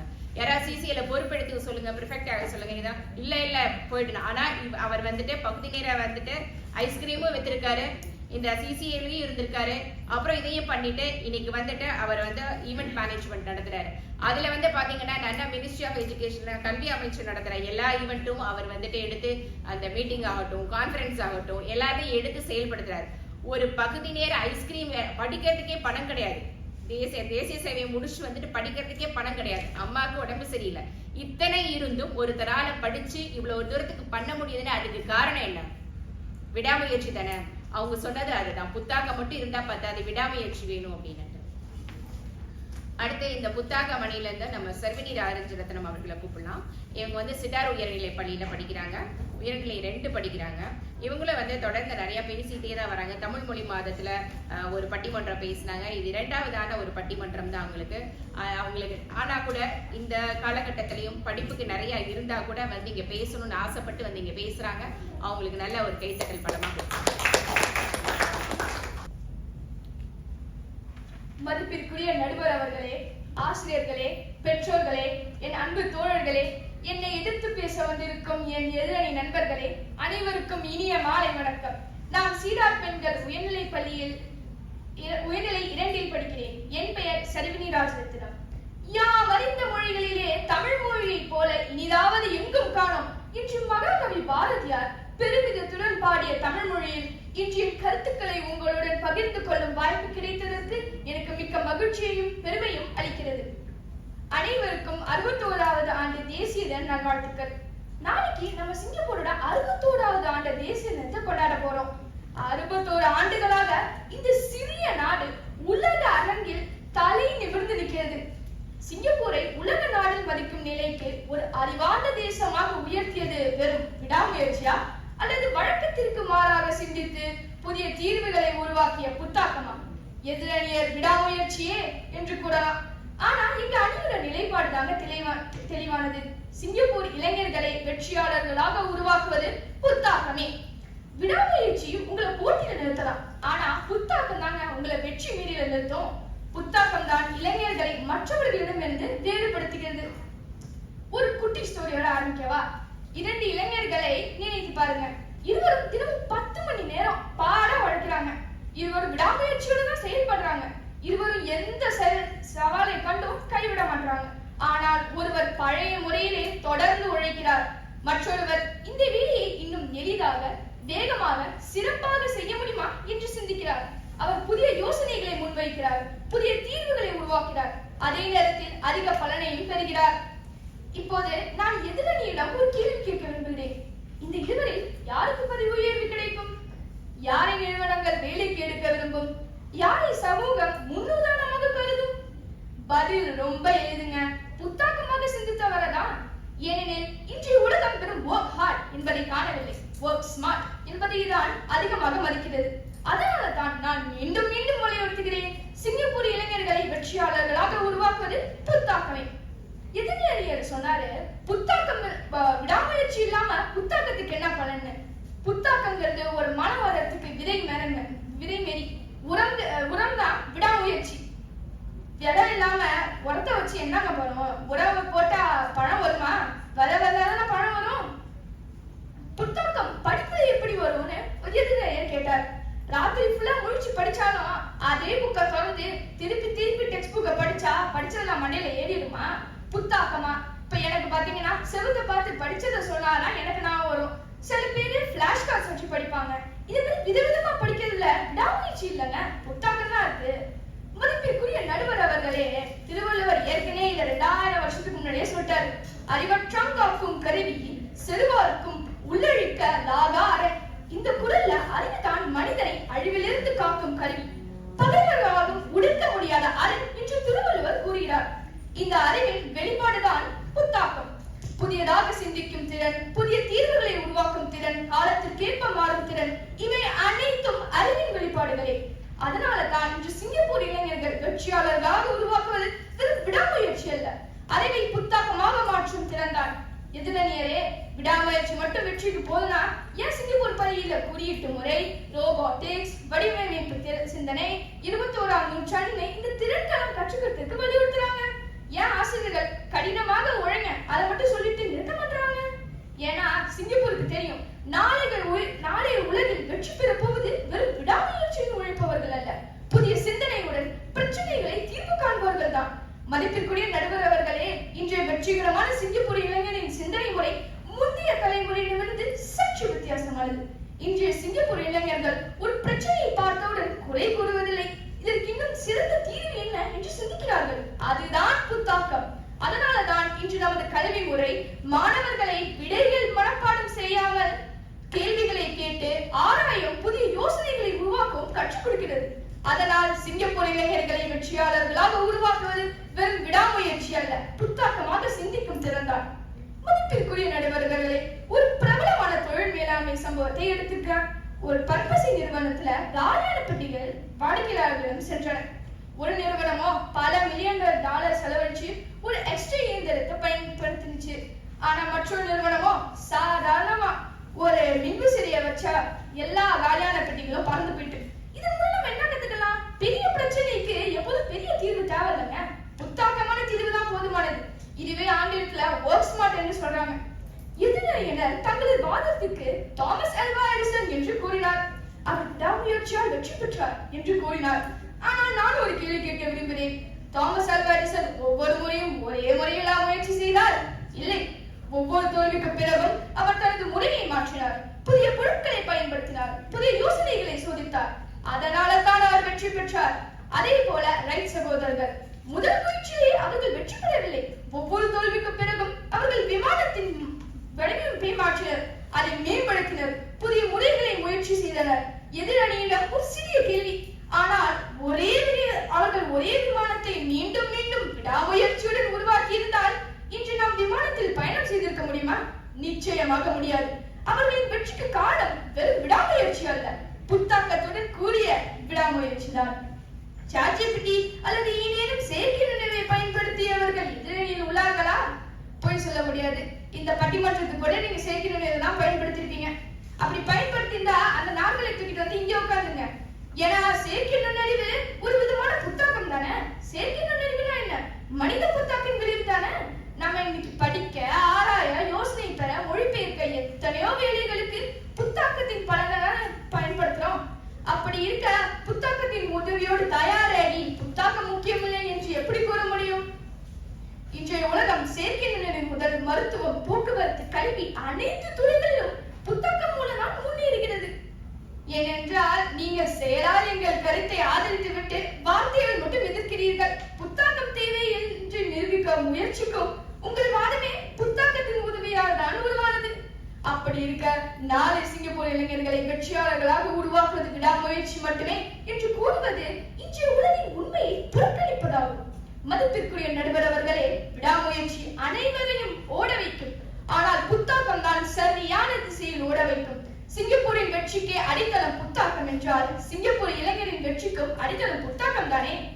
எனவே சிங்கப்பூர் இளைஞர்களை வெற்றியாளர்களாக உருவாக்குவது விடாமுயற்சி அல்ல, புத்தாக்கமே என்று கூறி என் வாதத்தை முடித்துக் கொள்கிறேன். நன்றி, வணக்கம். நாவல் தமிழ் நான்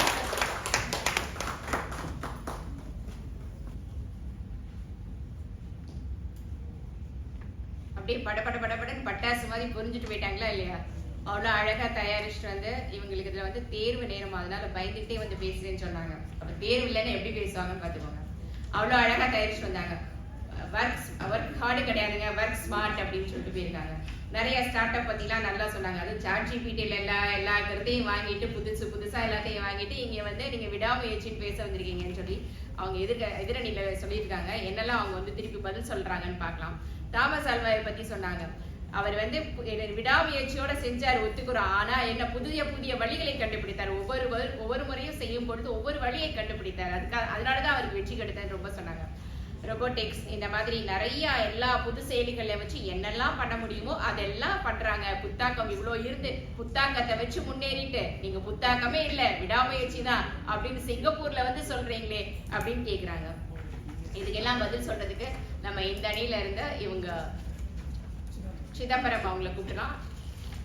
இவங்க வந்து விக்டோரியா பள்ளியில படிக்கிறாங்க, உயர்நிலை 2 படிக்கிறாங்க. இவங்களும் அந்த வியாசரும் இருக்காங்க இல்லையா, இவங்க 2 பேரும் எப்படின்னா விரலும் நகமும் மாதிரி ஒரே வகுப்பு. ஓகேவா, இவங்களுக்கு நான் பாடம் எடுத்துருக்கேன். அதனால வந்து 2 பேரும் அணி கூட பிரிய மாட்டேங்கிட்டாங்க. சரி, இந்த அணியில ஒரு பையன் இருக்கட்டும், இந்த அணியில இல்ல, 2 பேரும் ஒரே அணியில இருக்கும் அப்படின்னு சொல்லி கேட்டுட்டாங்க. வகுப்புல 5 நிமிடங்களுக்கு ஒரு வாட்டி இவங்க பேரை தான் நான் சொல்லிட்டே இருப்பேன். நல்லா படிப்பாங்க, ஆனா 2 பேரும் இணையே பிரிய மாட்டாங்க. அவ்வளோ நல்ல பசங்க, நல்ல வேலை செய்வாங்க, எல்லாம் பண்ணுவாங்க. இன்னைக்கு இவர் வந்து முதல் முறையா பட்டிமன்றம் பேசுறாங்க சிதம்பரம். அதனால அவங்களுக்கு நல்ல பலத்தை கைப்பற்றாங்க.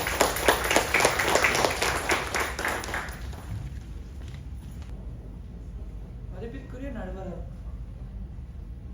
மதிப்பிற்குரிய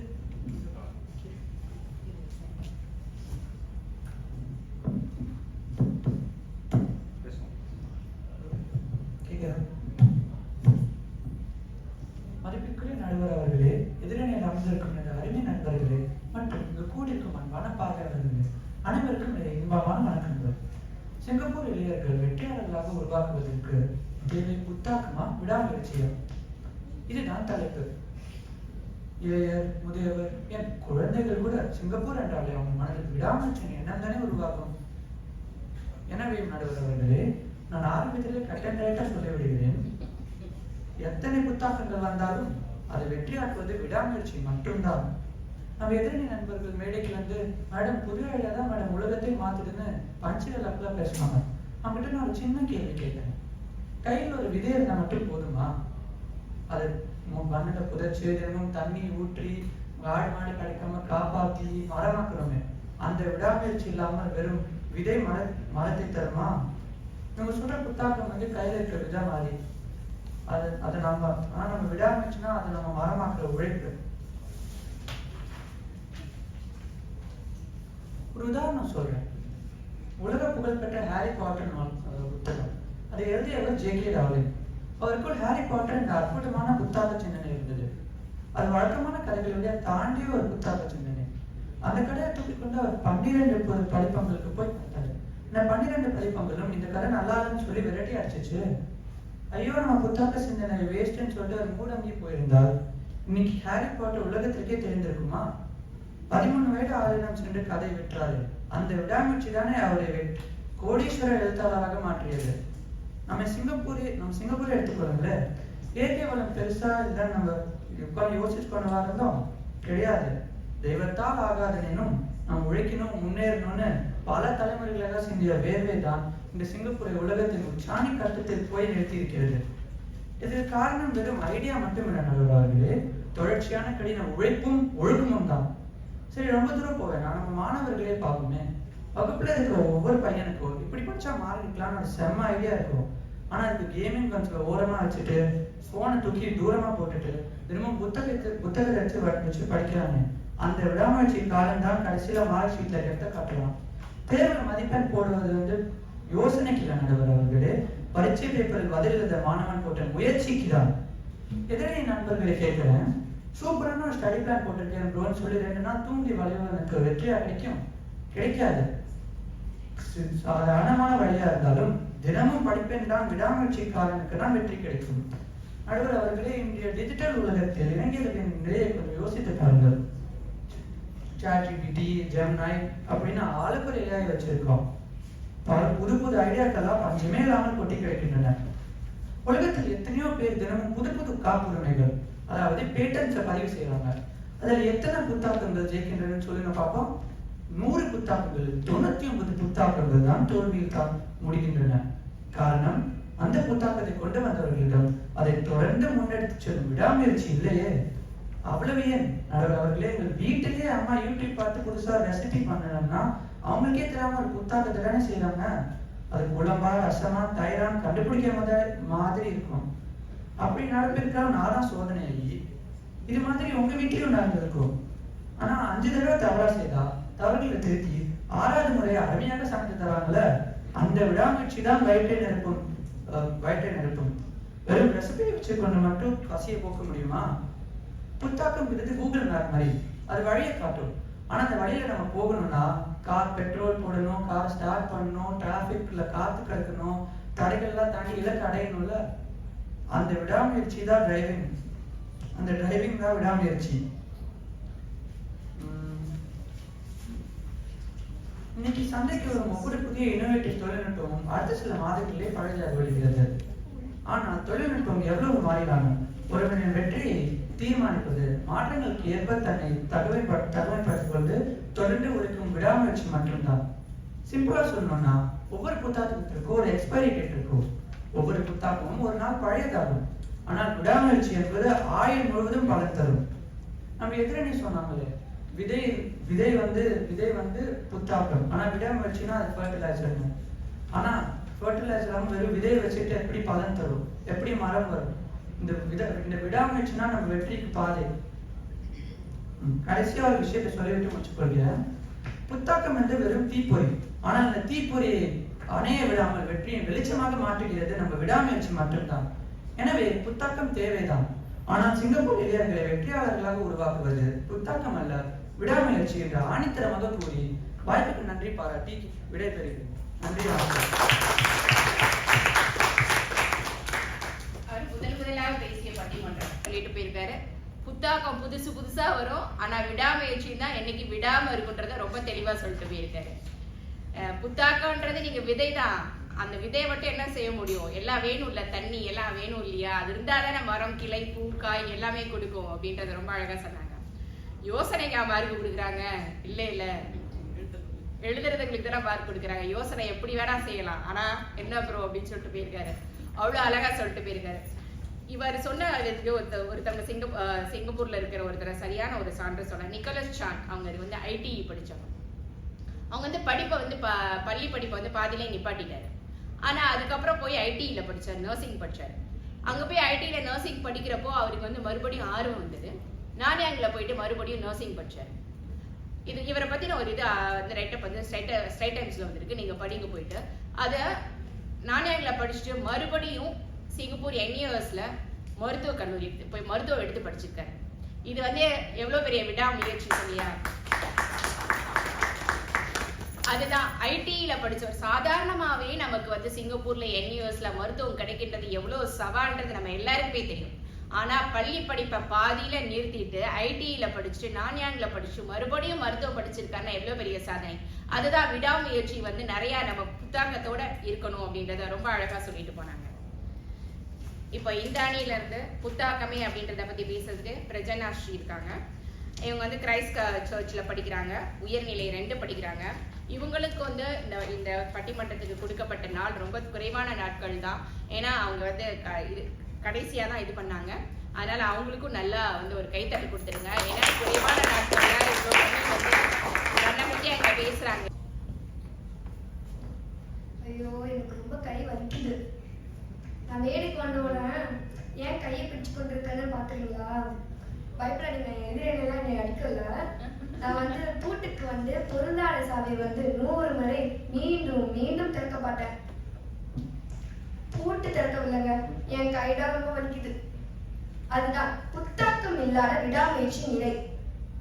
தவறான முறையை மீண்டும் மீண்டும் விடாமுயற்சி செய்தால் வெற்றி கிடைக்காதுங்க. சரியான சாவியை பயன்படுத்தினால் ஒரே திருப்பில் பூட்டு திறக்கும். அதனால்தான் இன்று நான் புத்தாக்கம் தரப்பில் நிற்கிறேன். மதிப்புக்குரிய நண்பர் அவர்களே, ஆசிரியர்களே, எதிரணி நண்பர்களே, அன்புக்குரிய அனைவருக்கும் என் இனிய வணக்கம். உள்ளவதெல்லாம் உயர் உள்ளல், மற்றது தள்ளினும் தள்ளாமை நீத்து என்று திருவள்ளுவர் வந்து சொல்லியிருக்காங்க. நாம் நினைப்பதெல்லாம் உயர்ந்த நினைப்பாக இருக்க வேண்டும்.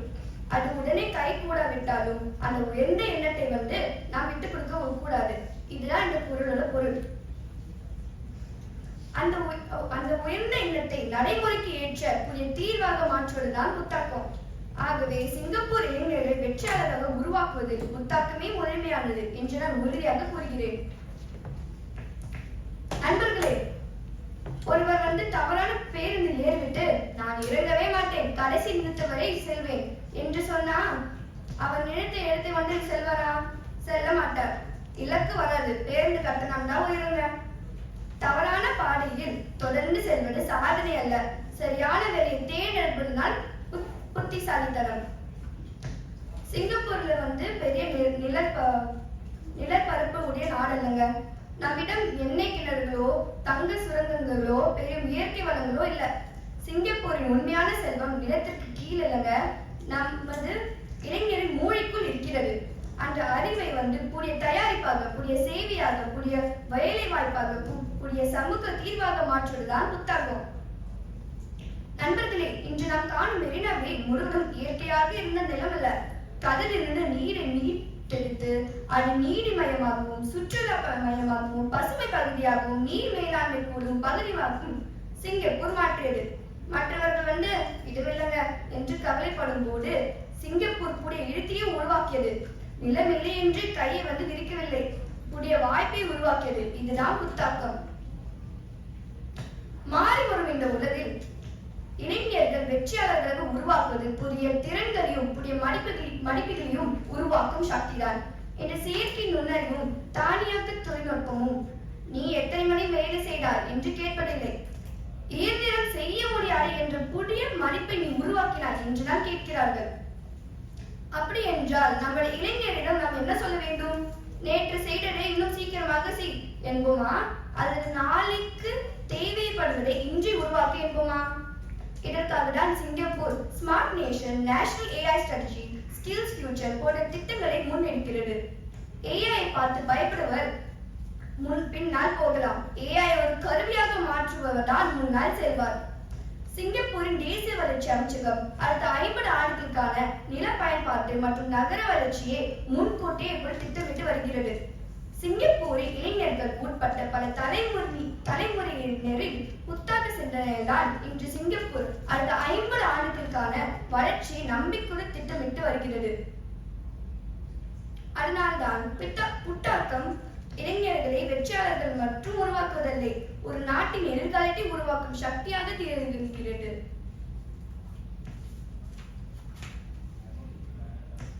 புத்தாக்கம் தலைமைத்துவத்தையும் தொழில் முனைவோர் மனப்பான்மையும் உருவாக்குகிறது. தலைவர் என்பவர் கொடுக்கப்பட்ட வேலையை மட்டும் செய்து முடிச்சுட்டு போவாங்க இல்லைங்க, யாரும் கேட்காத கேள்விகளை கேட்பவர், யாரும் காணாத பிரச்சனைகளை பார்ப்பவர், யாரும் உயராத தீர்வை உருவாக்குபவர். நம்ம உள்ளூர் நிறுவனமான கேன்சர் பாருங்க, அது யாரால் தயாரிக்கப்பட்டது? நம்முடைய சிங்கப்பூர் இளைஞர்களாக தான். பயன்படுத்தாமல் இருக்கின்ற பொருட்களை இணையத்தில் விற்பது சிரமமாக இருந்ததை கவனித்தார்கள். அவர்கள் அந்த சிரமத்தை பற்றி புகார் செய்யவில்லைங்க. ஒரு புகைப்படம் எடுத்து சில சொற்கள் எழுதினால் உடனே விற்க முடியுமா என்று கேள்வியை கேட்டார்கள். அவர்கள் பழைய விளம்பரத்தை 100 முறை எழுதவில்லைங்க, விளம்பரம் செய்யும் முறையை மாற்றினார்கள். புத்தாக்கம் வேலை தேடுபவர்களை மட்டும் உருவாக்காது, வேலை வாய்ப்புகளை உருவாக்கும் வெற்றியாளர்களாக உருவாக்கும். இதோ அங்க ஹரிசுகிட்ட நல்லா யோசிச்சுட்டு இருக்காங்க பாருங்க. நல்ல யோசனை இருந்தால் மட்டும் போடுமா, அதை செயல்படுத்த உழைக்க வேண்டாமா என்று கேட்கிறாங்க. நிச்சயமாக உழைக்க வேண்டும், ஆனால் அந்த உழைப்பு எந்த திசையில் செல்கிறது என்பதால் முக்கியம். விடாமுயற்சி எரிபொருள் என்றால் புத்தாக்கம் திசை காட்டி. எரிபொருள் இல்லாம வாகனம் நகராது, ஆனால் திசை காட்டி இல்லாமல் அந்த இலக்கே அடைய முடியாது. இதோ அங்க மகிஷாக்கா ரொம்ப நேரமா கேள்வி நினைச்சிட்டு இருக்காங்க பாருங்க. பழைய முறைகளை வெற்றி கொடுத்திருக்கே என்று கேட்கிறாங்க. இதற்கு தெளிவான பதில், நேற்றைய சாவி நேற்றைய கதவை திறக்கலாம், ஆனா நாளைய கதவிற்கு நாளைய சாவிதான் வேண்டும். அந்த சாவிதான் புத்தாக்கம். இதோ அங்க சிதம்பரம் குழப்பமாக பாக்குறாங்க. புத்தாக்கம் தோல்வி இருந்தா என்ன ஆகும் என்று அவங்களுக்கு தெரியவில்லை. நான் உங்க குழப்பத்தை தீர்க்கிறேன். புதிய முயற்சி தோல்வி அடைந்தால் புதிய அறிவுதான் கிடைக்கும். காலாவதியான முறையை மீண்டும் பயன்படுத்தினால் பல தோல்விகள் புதிய தேடியுடன் கிடைக்கும். தவறான திசையில் வேகமாக செல்வதால் இலக்கு விரைவாக கிடைக்காது. நாம் இலக்கிலிருந்து விரைவாக நகருவோம். நடுவர் ரொம்ப நேரமா யோசிச்சுட்டு இருக்காங்க. எல்லாராலும் புத்தகம் செய்ய முடியுமா? இதற்கான பதில் புத்தகத்திற்கு பெரிய ஆய்வு பொருள் தேவையில்லைங்க. பிரச்சனையை கூடிய கோணத்தில் பார்க்கும் அறிவிருந்தாலே போடும். அன்புடையவர்களே, சிங்கப்பூர் இளைஞர்களை பல பதில்களை மனப்பாடம் செய்பவராக அல்ல, நாளை பிரச்சனைகளுக்கு புதிய தீர்வுகளை உருவாக்குபவராக இருக்கிறார்கள். AI அஞ்சாமல் அதை வாய்ப்பாக மாற்ற வேண்டும். வாய்ப்புகளை காத்திருக்காமல் புதிய சிந்தனையை வாய்ப்பாய் உருவாக்க வேண்டும். ஏனெனில் சிங்கப்பூரின் அடுத்த பெரிய வளம் மண்ணுக்குள் இல்லைங்க, இளைஞரின் எண்ணத்துக்குள் தான் இருக்கிறது. உலகம் உலகம் நாம் எத்தனை மணி நேரம் வேலை செய்தோம் என்பதை மட்டும் நினைவில் வைத்துக் கொள்ளாது. உலகிற்கே நாம் என்ன புதிதாக கொடுத்தோம் என்பதனால் வரலாறாக எழுதும். முயற்சி நாம நகர்த்தலாம். புத்தாக்கம் நமக்கு திசையே கொடுக்கும். புத்தாக்கம் தான் சிங்கப்பூரை முன்னேற்றும். ஆகவே சிங்கப்பூர் இளைஞர்களை வெற்றியாளராக உருவாக்குவது புத்தாக்கமா விடாமுயற்சியா என்ற கேள்விக்கு நான் உறுதியாக சொல்கிறேன். சிங்கப்பூர் இளைஞரை வெற்றியாளராக உருவாக்குவது புத்தாக்கமே. நன்றி, வணக்கம்.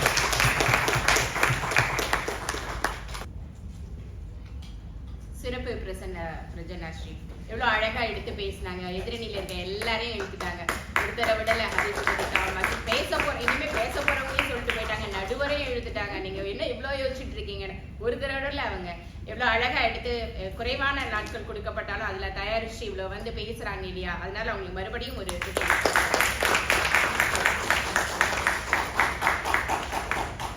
அவங்க சொன்ன இந்த தண்ணீர் வாட்டர் சிஸ்டம் பத்தி சொன்னாங்க இல்லையா? சிங்கப்பூர்ல நமக்கு தண்ணி கிடையாது. ஆனாலும் இருக்கிற அந்த தண்ணியை வச்சு அந்த இதை எவ்வளவு அழகா பயன்படுத்துறாங்க அப்படின்றத பத்தி ரொம்ப அழகா சொல்லிட்டு போனாங்க. அது எப்படின்னா, 4 நீர்த்தொட்டிகள் இருக்கு. ஒண்ணு உள்ளூர் தண்ணியை சேர்க்கிறது, மழை நீர் சேகரிப்பு.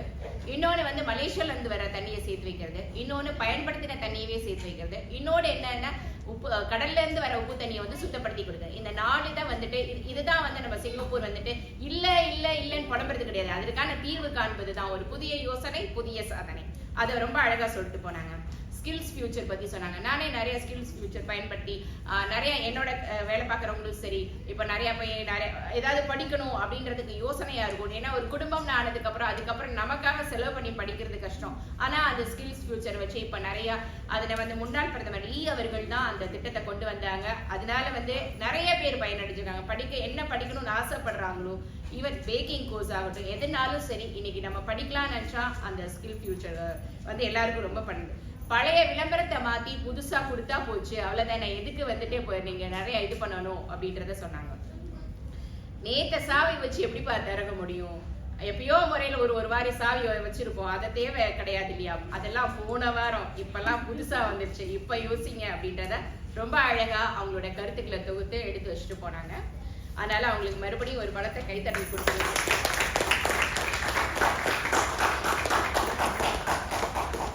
இப்ப இந்த அணியில இருந்து விடாமுயற்சி என்ற பத்தி பேசுறதுக்காக வியாசர் வராங்க. இவங்களும் உயர்நிலை 2 விக்டோரியா பள்ளியில தான் படிக்கிறாங்க. நிறைய பட்டிமன்றங்கள் எல்லாம் பேசிட்டு வராங்க. நல்ல ஒரு பேசக்கூடிய ஒரு பையன். அதனால வாங்க பேசுங்க.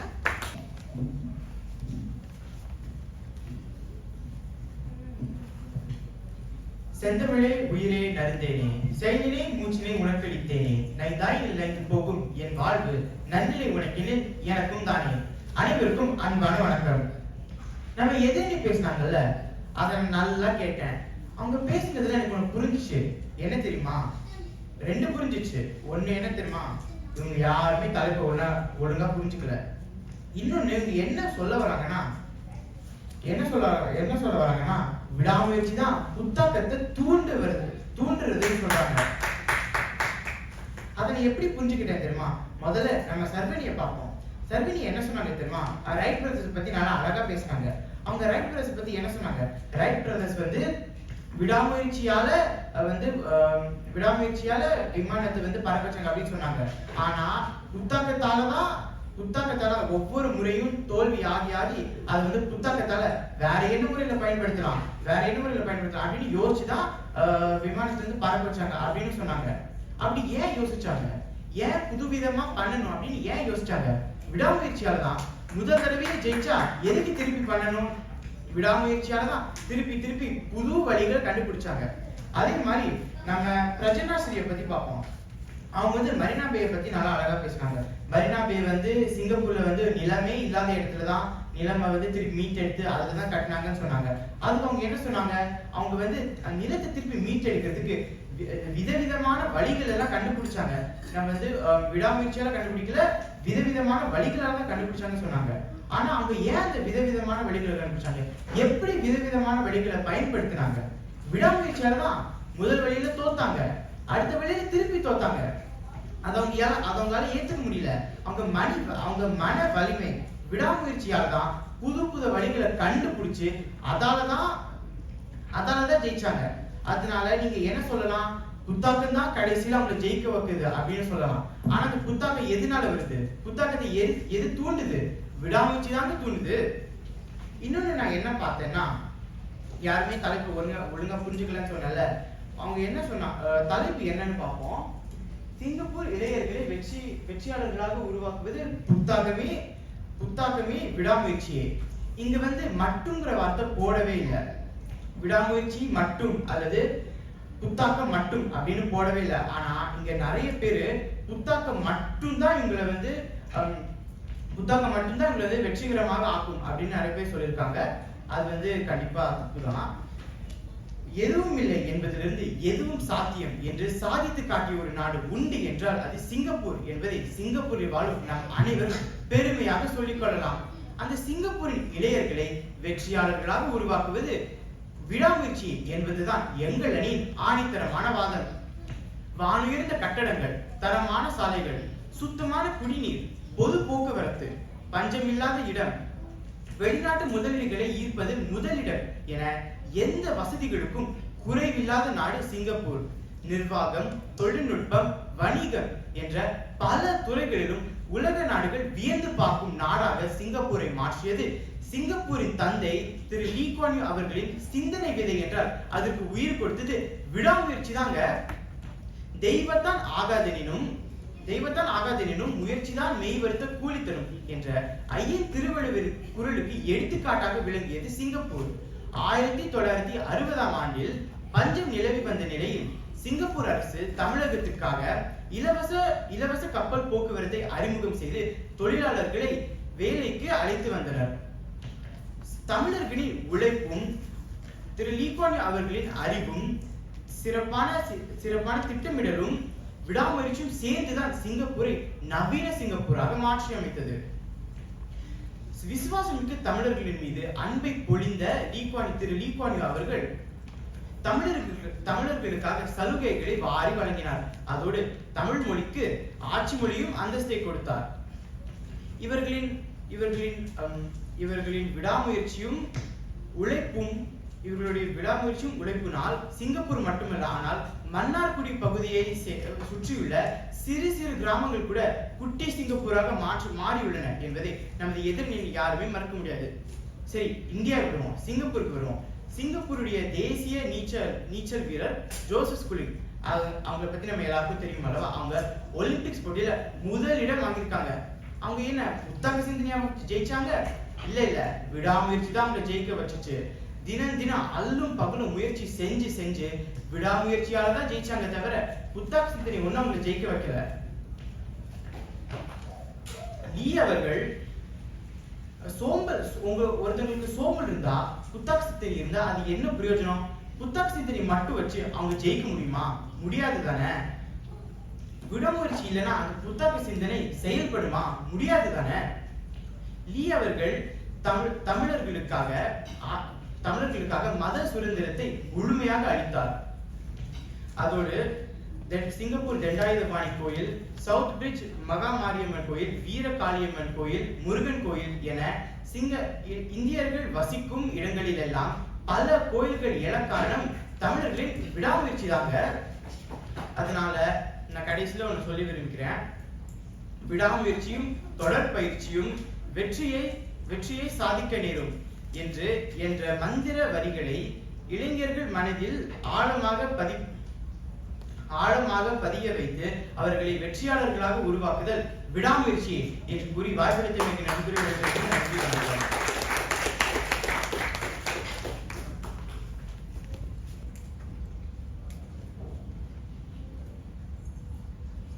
ரொம்ப அழகா பேசிட்டு போனாங்க இல்லையா? எல்லாரும் மறுபடியும் உங்களுக்கு கைத்தட்டல். எதிரணியில இருக்க எல்லாரும் மறுபடி தலைப்பை படிங்க. தலைப்பை படிச்சுட்டு வந்து பேசுங்கன்னு சொல்லிட்டு போயிருக்காரு அவரு. எதுவுமே இல்ல சிங்கப்பூர்ல, ஆனா எல்லாமே கிடைக்கும். அதுதான் நம்ம சிங்கப்பூர். அதுதான் சொல்லிட்டு போறாரு அவர். அழகா சொல்லிட்டு போனாரு அதை. அப்புறம் விடாமுயற்சி தொடர் பயிற்சின்றதையும் ரொம்ப நல்லா சொன்னாங்க. இப்போ நம் தேச தந்தை முன்னாள் பிரதமர் லீ குவான் யூ ஐயா பத்தி சொன்னாங்க. மதத்துக்காக முக்கியத்துவம் கொடுக்குறாங்கன்னு. இப்போ இன்னைக்கு வரைக்கும் தண்டாயுதபாணி கோயில நம்ம தைப்பூசம் நடத்த முடியுதுன்னா காரணம் என்ன? நம்ம தமிழர்களுக்காக ஒரு நாள் ஃபுல்லா எல்லாத்தையும் சாலைகள் எல்லாம் மாற்றி அமைச்சு இன்னைக்கு நம்ம பண்றோம். இப்ப வரைக்கும் பண்ண முடியுது. காரணம் அவர் ஒருத்தரால தான். அவருக்கு வந்து அவர் ஒரு வார்த்தை சொன்னாங்க இல்லையா, மன்னார்குடியில வந்து இன்னும் இது பண்ணாங்கன்னு. இப்ப அவர் இறந்த அந்த காலகட்டத்துல மன்னார்குடியில எல்லாரும் நினைவஞ்சலி பண்ணாங்க. இன்னொரு நாட்டு பிரதமருக்கு முதல் முறையாக நம்ம சிங்கப்பூர் பிரதமருக்காக அங்க மன்னார்குடியில எப்படி வந்து அந்த இரங்கல் கூட்டம் நடத்தினாங்க. அது நமக்கு எவ்வளவு பெருமையான விஷயம். அப்புறம் வந்து அங்க இருக்கிற ஜெயபிரகாஷ்ன்ற ஒரு பையனு கூட ஜெயபிரகாஷ் லிகானின்ற பேரை வச்சிருக்காங்க.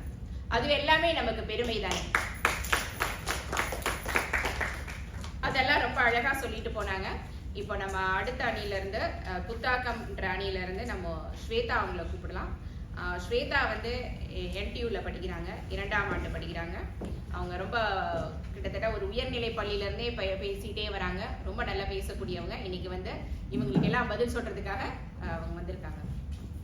நமது நடுவர் திருமதி அனுராதா அவர்களுக்கும் தனது வருகையால் பட்டிமன்றத்திற்கு இன்னும் சிறப்பு சேர்த்திருக்கும் திரு புகழேந்தி அவர்களுக்கும் இங்கு தங்களது சனிக்கிழமை அன்று சிறிது நேரம் எடுத்து எங்களுக்கு ஆதரவு அளிக்க வந்திருக்கும் உங்கள் அனைவருக்கும் எனது முதற்கண் வணக்கத்தை தெரிவித்துக் கொள்கிறேன். அதோடு எல்லோருக்கும் 61வது தேசிய தின நல்வாழ்த்துக்கள். வெற்றிகரமான சிங்கப்பூர் இளைஞர்களுக்கு புத்தாக்கமா விடாமுயற்சியா அப்படின்னு தலைப்பு கொடுத்திருக்காங்க. இப்போ எனக்கு முன்னாடி பேசின எல்லாரும் நிறைய எடுத்துக்காட்டுகளை கூறினாங்க. இப்போ வந்து நம்ம புத்தாக்க சிந்தனையோட இருக்கணும், அப்பதான் விடாமுயற்சியோட இருக்கணும் அப்படின்னு சொன்னாங்க. நம்ம வந்து பல்பு கண்டுபிடிக்கணும், விமானம் கண்டுபிடிக்கணும்னே தோணலைன்னா எதுலங்க தோக்க போறோம், எதுலங்க விடாமுயற்சியோட செயல்பட போறோம். அப்ப முதல்ல நமக்கு சிந்தனை தானங்க வேணும், அப்போதானங்க விடாமுயற்சியை நம்மளால பயன்படுத்த முடியும். கடுகு சிறுத்தாலும் காரம் குறையாது என்பதை போல இயற்கை வளங்கள் இல்லாத ஒரு சிறிய சிவப்பு புள்ளி இன்று உலகத்தர நாடாக திகழ்கிறது என்றால் அதற்கு புத்தாக்கம் தாங்க காரணம். அது மட்டும் இல்லாம இக்கால சூழலுக்கும் தற்போதைய சமுதாயத்திற்கும் வெற்றியை பெற்று தருவது நமக்கு புத்தாக்கம் தான். முயற்சியினால் சிறந்தோங்க முடியும் என்னும் முத்திரையை சரித்திரத்தில் படித்த நாடு என்று கவிஞர் இக்பால் நலமெல்லாம் நம்மாலே என்ற கவிதையில எழுதியிருக்காரு. கரெக்ட் தான், நான் ஒத்துக்கிறேன். ஆனா நம்ம சிங்கப்பூர்ல நிறைய நிலப்பரப்பு இல்லை. அப்படி இருக்கும்போது 1965 ஆண்டுல ஏதோ ஒரு பொறியாளர் HDB கட்டடங்களாக கட்டுவோன்னு புத்தாக்க சிந்தனையோட செயல்படலன்னா எப்படிங்க நம்ம வீடு வாங்குறது? புத்தாக்கம் புதிய யோசனைகளை உருவாக்கும், பிரச்சனைகளுக்கு வித்தியாசமான தீர்வுகளை கண்டுபிடிக்கவும் உதவுகிறது.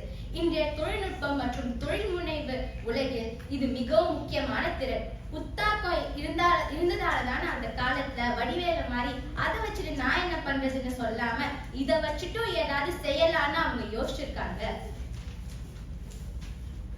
புத்தாக்கம் ஒரு நாட்டின் பொருளாதார வளர்ச்சிக்கு அடித்தளம். புதிய தொழில்கள், ஸ்டார்ட் அப்புகள், தொழில்நுட்பங்கள் அனைத்தும் புத்தாக்கத்துல இருந்தா உருவாகின்றன.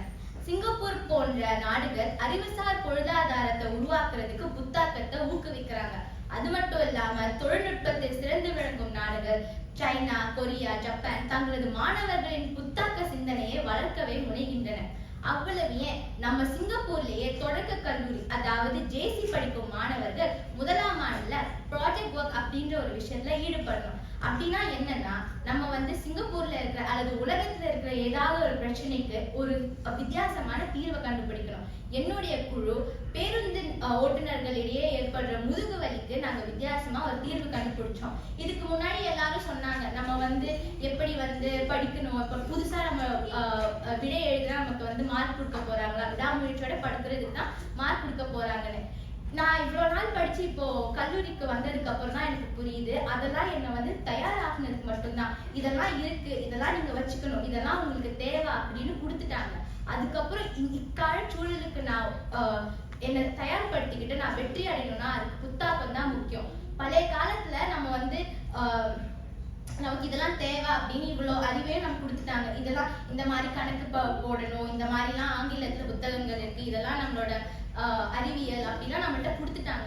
இதெல்லாம் வச்சுட்டு நான் என்ன பண்றேன்றதோ அதுலதான் நான் வெற்றி அடைய போறேன், அதுலதான் ஏன் புத்தாக்கம் இருக்கு. அப்போ வந்து நான் வந்து அந்த காலத்துல படிக்கும் போது வேணும்னா நான் விடாமுயற்சியோட உட்காந்து எழுதியிருக்கலாம். ஆனா இதுக்கப்புறம் நான் படிச்சு முன்னேறி வரணும்னா அதுக்கு என்னோட புத்தாக்க சிந்தனை தான் முக்கியம். அதுக்கு தான் கல்லூரி படிக்கும் போதே இந்த ஒரு பாடத்தை கொண்டு வராங்க. ஏன்னா தொழிற்கல்லூரிக்கு அப்புறம் தான் நம்ம கல்லூரிக்கு போக போறோம். அப்ப அங்கேயே நமக்கு அவங்க சொல்ல வர விஷயம் என்னன்னா புத்தாக்கத்தோட செயல்படணும். அது வரைக்கும் நான் நினைச்சிட்டு இருந்தேன், டெக்ஸ்ட் புக்ல இருக்கிறத அப்படியே மனப்பாடம் பண்ணிட்டு நான் எழுதி பார்த்துட்டு கணக்கு போட்டுட்டேன்னா அவ்வளவுதான் நான் மார்க் வாங்குவேன். அதுக்கப்புறம் தான் உண்மையான வாழ்க்கை என்னன்றதை அவங்க எனக்கு ஒரு சிறிய படமா போட்டு காட்டினதுக்கு அப்புறம் தான் எனக்கு புரியுது. அது வரைக்கும் நானும் புதுசாலாம் யோசிச்சது இல்லை. ஆனா அதுக்கப்புறமும் இப்படியெல்லாம் யோசிக்கலாம், இப்படியெல்லாம் இருக்கும் அப்படின்றத நான் புரிஞ்சுக்கிட்டதுக்கு அப்புறம் தான் புத்தாக்கத்தோட ஒரு வலிமையை என்னால புரிஞ்சுக்க முடியுது. சிங்கப்பூரோட ஸ்மார்ட் நேஷன் திட்டம் புத்தாக்கத்தோட சிறந்த எடுத்துக்காட்டு. கட்டணமில்லா பரிவர்த்தனை, ஸ்மார்ட் டிராபிக் சிஸ்டம்ஸ் போன்ற முயற்சிகள் சிங்கப்பூர் வாழ் மக்களோட வாழ்க்கையை எளிதாக்கியுள்ளது. கட்டணமில்லா பரிவர்த்தனை எல்லாருக்கும், உலகத்துல எல்லாருக்கும் ஒரு பெரிய உதவியா இருக்கு.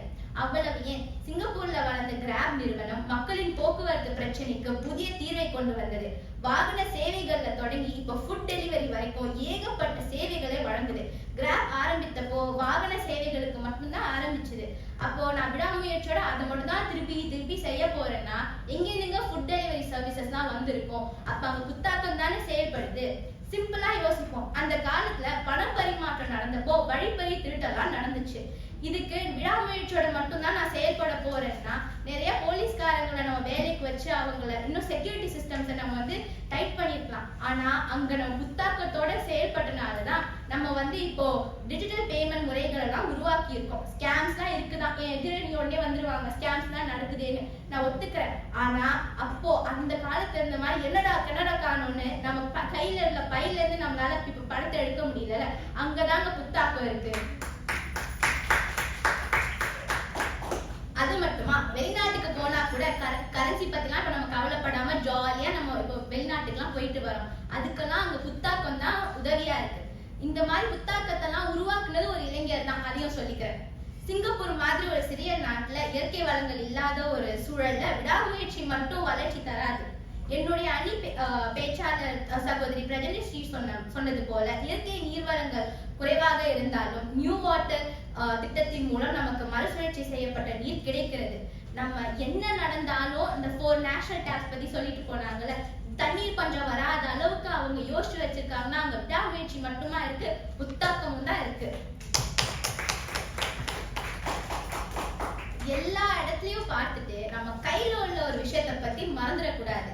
நம்ம அனைவரும் பயன்படுத்தி கொண்டிருக்கிற இந்த வாட்ஸ்அப் செயலி, ஜூம் போன்ற செயலியெல்லாம் புத்தாக்கத்துல இருந்தா பிறந்தன. மணிக்கணக்கா நம்ம பேசுறோம், கோவிட் காலத்துல படிச்சோம், வேலை பார்த்தோம். இப்போ லைட்டா காலையில கண்ணை கட்டுச்சுன்னா உடனே ஒர்க் ஃப்ரம் ஹோம் கேட்கிறோமே, அதெல்லாம் எதனால? இந்த ஜூம் இந்த மாதிரி செயலியெல்லாம் உருவாக்குனனால தானே. இதெல்லாம் விடாமுயற்சினாலயா வந்துச்சு? ஒரு ஆள் புத்தாக்கத்தோட யோசனாலதான் வந்தது. விடாமுயற்சி விஸ்வரூப வெற்றியை தரும், நாங்க ஒத்துக்கிறோம், எங்க அணி ஒத்துக்கிறோம். ஆனா நான் இவ்வளவு நேரம் தாமஸ் ஆல்வா எடிசன் பத்தி ஒரு பட்டிமன்றம் நடந்தது. அவர் 1000 முறை ஒரே முறையவா பயன்படுத்திருப்பாரு. கரெக்ட் தான். இதுக்காக நான் ஒரு விஷயத்த ஒரு ஆங்கில புத்தகத்துல படிச்சிருக்கேன். நம்ம என்னால முடியும் சொல்லிட்டு இருக்கிறதா விடாமுயற்சி. ஆனா நான் எப்படி பண்ண போறேன், என்ன பண்ண போறேன்னு யோசிக்கிறதா புத்தாக்கம். நான் என்ன பண்ண போறேன், எப்படி பண்ண போறேன்னு யோசிச்சா மட்டும்தான் என்னால பண்ண முடியும்ன்ற நம்பிக்கை எனக்குள்ள வரும். அப்பதான் என்னால நான் என்ன பண்ண போறேன்றதுக்கான ஒரு பிளானை போட்டு அதை சரியா செய்ய முடியும். அங்க இருக்கு புத்தாக்கத்தோட இது. விடாமுயற்சி தான் புத்தாக்கத்தை தூண்டுதுன்னு சொல்றாங்க. ஆக்சுவலி புத்தாக்கம் தான் விடாமுயற்சியை தூண்டுது. நான் என்ன பண்ண போறேன்னு தெரிஞ்சா மட்டும்தான் என்னால அதை பண்ணவே முடியும். அப்பதான் நான் எழுச்சி நிக்க முடியும். நான் என்ன பண்ண போறேன்னு தெரியாம நான் உடஞ்சு கீழே உட்கார்ந்துருந்தேன்னா நான் எப்படி அதுல விடாமுயற்சியோட எழுச்சி வெளில வர முடியும்? அதனால புத்தாக்கம் தான் விடாமுயற்சியை தூண்டுது. அந்த காலத்துல வாழ்வாதாரத்துக்கு வேணா அடித்தளமா விடாமுயற்சி இருந்திருக்கலாம். ஏன்னா நிறைய வளங்கள் இல்ல, அந்த காலத்துல வாழ்க்கையும் குதிரை ஓட்டத்துல ஓடல. அப்போ ஒரு ஆள் விடாமுயற்சியோட வேகமா செயல்படும் போது அவங்க வளர்ச்சி அடைஞ்ச மாதிரி இருந்திருக்கும். ஆனா இந்த காலத்துல எல்லாருக்கும் எல்லாமே இருக்கு, எல்லாரும் படிச்சிருக்காங்க, எல்லாருக்கும் நிறைய காசு இருக்கு, எல்லாரும் குதிரை வேகத்துல ஓடிட்டு இருக்கோம். அப்படி இருக்கும்போது நம்மள எது வளர்ச்சிக்கு கொண்டு செல்லுதுன்னா நம்ம மத்தவங்கல இருந்து எப்படி நம்ம தனித்துவமா காட்டிக்கிறோம்ன்ற மட்டும்தான். அப்படி இருக்கும்போது நான் முன்னாடி சொன்ன மாதிரி இந்த காலகட்டத்துக்கும் இக்கால சமுதாயத்திற்கும் நம்ம வெற்றி அடைய வைக்கணும்னா அங்க புத்தாக்கம் தான் தேவைப்படுது. எல்லாரும் குதிரை வேகத்துல ஓடும் போது நானும் குதிரை வேகத்துல ஓடுவேன், விடாமுயற்சியோட மட்டும்தான் செயல்படுவேன்னா நம்மளால வெற்றி அடைய முடியாது. இக்கால இளைஞர்கள் நம்ம நம்ம இப்போ யூனிவர்சிட்டி போன உடனே எங்களை வந்து நீங்க எவ்வளவு மார்க் வச்சிருக்கீங்க ஜிபிஏ எல்லாம் கேட்கறது இல்ல. நீங்க என்ன தனியா செஞ்சிருக்கீங்க? இப்போ நான் வந்து கம்ப்யூட்டர் சயின்ஸ் படிக்கிறேன், நீ தனியா ஏதாவது கோடிங் பண்ணிருக்கியா, எங்க வேலை பாக்குற, உன்னோட ரெஸ்யூமே காட்டு, உன் மார்க். என் மார்க் யாருமே இது வரைக்கும் கேட்டது இல்ல. நான் வேலைக்கு தேடும்போது என் மார்க் யாருமே கேட்கல. நான் விடாமுயற்சியோட படிச்சுனான்னு கேட்கல. நீ புதுசா என்ன யோசிக்க, உன் யோசனைகளை சொல்லு. என்னோட யோசனைக்கு தான் என்ன இன்டர்வியூ எடுக்கிறாங்க. நான் படிச்சதை பத்தி யாரும் கேட்கல. அவங்க கொடுக்குற ஒரு ப்ராப்ளத்தை நான் எப்படி வித்தியாசமா சால்வ் பண்றேன்றது அவங்களுக்கு தேவையான ஒரு விஷயம். அப்படி இருக்கும்போது அங்க விடாமுயற்சி ஜெயிக்குதா, புத்தாக்கம் ஜெயிக்குதா? இளைஞர்கள்னா இப்ப என்ன மாதிரி இனிமே வளர்ந்து வேலைக்கு போறவங்க இவங்க எல்லாரும் இளைஞர்கள். இவங்க எல்லாருக்கும் வாழ்க்கையில வெற்றி பெறதுக்கு இந்த காலகட்டத்துல வேணும்னா விடாமுயற்சி முக்கியமா இருக்கலாம். ஏன்னா அவங்க பரீட்சை எழுதணும். ஆனா வளர்ந்து பெரியாளாகி இப்போ நான் இந்த வேலை உலகத்துக்கு உள்ள போகும்போது இப்போ நான் உணர்ந்த ஒரு விஷயம் புத்தாக்கம் மட்டும்தான். அந்த காலத்துல மேபி அது விடாமுயற்சியா இருந்திருக்கலாம். ஆனா ஒரு நாணயத்துக்கு 2 பக்கம் இருப்பது போல விடாமுயற்சி முக்கியம், புத்தாக்கமும் முக்கியம். ஆனா புத்தாக்கம் இருந்தா மட்டும்தான் அந்த விடாமுயற்சி நம்மளால வெற்றி கொண்டு வர முடியும். இத்துடன் சிங்கப்பூர் இளைஞர்களை வெற்றி பாதையில் இட்டு செல்வது புத்தாக்கமே என்று ஆணித்தரமாக கூறி இப்பொன்னான வாய்ப்பை அளித்தமைக்கு நன்றி கூறி விடை பெற்றுக் கொள்கிறேன். நன்றி, வணக்கம்.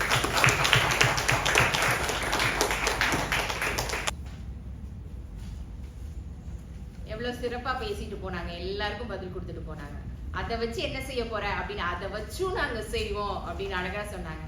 மார்க்குக்கா வந்து நீ இன்டர்வியூல கேக்குறாங்க, அங்க வந்து நீ என்ன எப்படி அந்த ப்ராப்ளத்தை நீ சால்வ் பண்ண போற, புதுசு யோசனைக்கு தான் அங்க கிடைக்குது அப்படின்றது ரொம்ப அழகா சொன்னாங்க. இந்த கிராப் டாக்ஸி, ஃபுட் பேண்டா இதெல்லாம் பத்தி இப்போ எல்லா ஃபுட் கோர்ட்ல எல்லாம் கூட நம்ம நிறைய வந்துச்சு.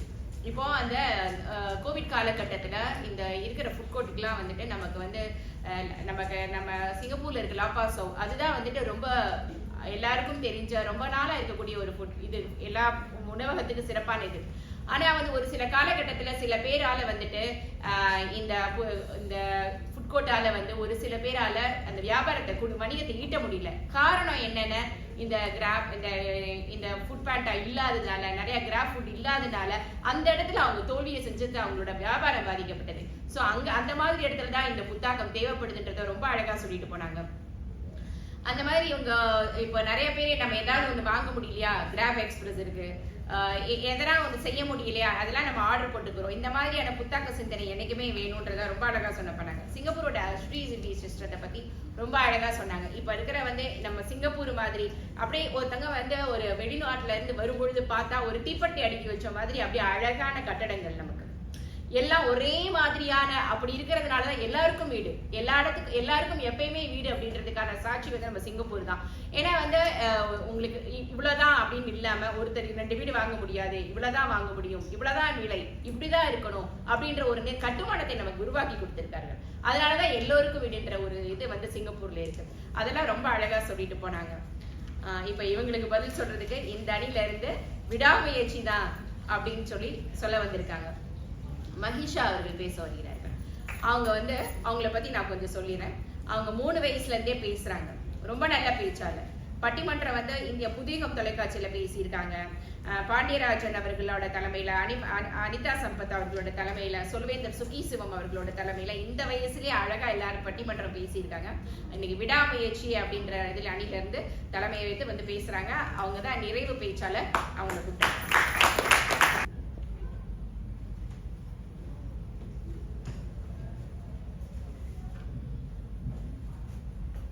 பட்டினி கிடந்து பசியால் மெலிந்து பாழ்பட நேர்ந்திடினும், கட்டி இழுத்து காக்கை முறித்து அங்கம் பிளந்து இழந்து துடித்திடினும், பொங்கு தமிழை பேச மறப்பேனும். அன்னை தமிழுக்கு முதல் வணக்கம். இங்கு கூடியுள்ள அனைவருக்கும் வணக்கம். நடுவர் அவர்களே, இன்னைக்கு பட்டிமன்றத்தோட தலைப்பு சிங்கப்பூர் இளையர்களை வெற்றியாளர்களாக உருவாக்குவது புத்தாக்கமே, விடாமுயற்சியே. இது எப்படி இருக்குன்னா, கைப்புண்ணுக்கு எதுக்கு நடுவர் அவர்களே கண்ணாடி? முதல்ல விடாமுயற்சி இல்லாத புத்தாக்கம் வெறும் காகித கப்பலை போன்றது. ஆனால் புயலை எதிர்கொள்ள முடியாது. இப்ப இன்றைய போட்டி நிறைந்த உலகளாவிய சூழல்ல சிங்கப்பூர் இளையர்கள் பல சவால்களை சந்திக்கிறாங்க.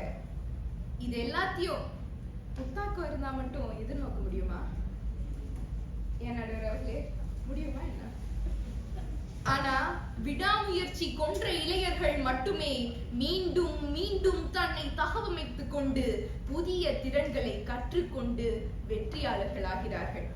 முதல்ல நம்ம எதிரணியில இருந்து எல்லாம் நல்லா பேசினாங்க சொல்லலாம், ஆனா இந்த அளவுக்கு நான் சொல்லக்கூடாது. முதல்ல அவங்க தப்பா தலைப்பு புரிஞ்சுக்கிட்டாங்க போல இருக்கு. நான் மட்டும்தான் அப்படி அப்படின்னு நான் நினைச்சேன். ஆனா சுத்தி பார்த்தா எல்லாருமே ஒரே குழப்பத்துல இருந்த மாதிரி இருந்தது அவங்க பேசிட்டு இருக்கும்போது. கடைசியா நம்ம ஸ்வேதா அவர்கள் பேசினாங்க, சிந்தனை இந்த மாதிரி விடாமுயற்சி இருந்தா மட்டும் போதுமா, ஏஞ்சி செயல்படணும்ல, சிந்திக்கிறதுக்கு நீங்க முதல்ல ஏந்திரிக்கணும்ல, அப்படியே உட்கார்ந்துருந்தா எப்படி விடாமுயற்சியோட செயல்பட முடியும் அப்படின்னாங்க. சரி, அப்ப சிந்திச்சதுக்கு அப்புறம் உட்கார்ந்து செயல்படலாமா? சிந்தனை வந்ததுக்கு அப்புறம் அதை மீண்டும் மீண்டும் முயற்சி செய்து செயல்படுறதுதான் விடாமுயற்சி. நிறைய சிந்தனை வருது, அதை அப்படியே விட்டுட்டா எப்படி?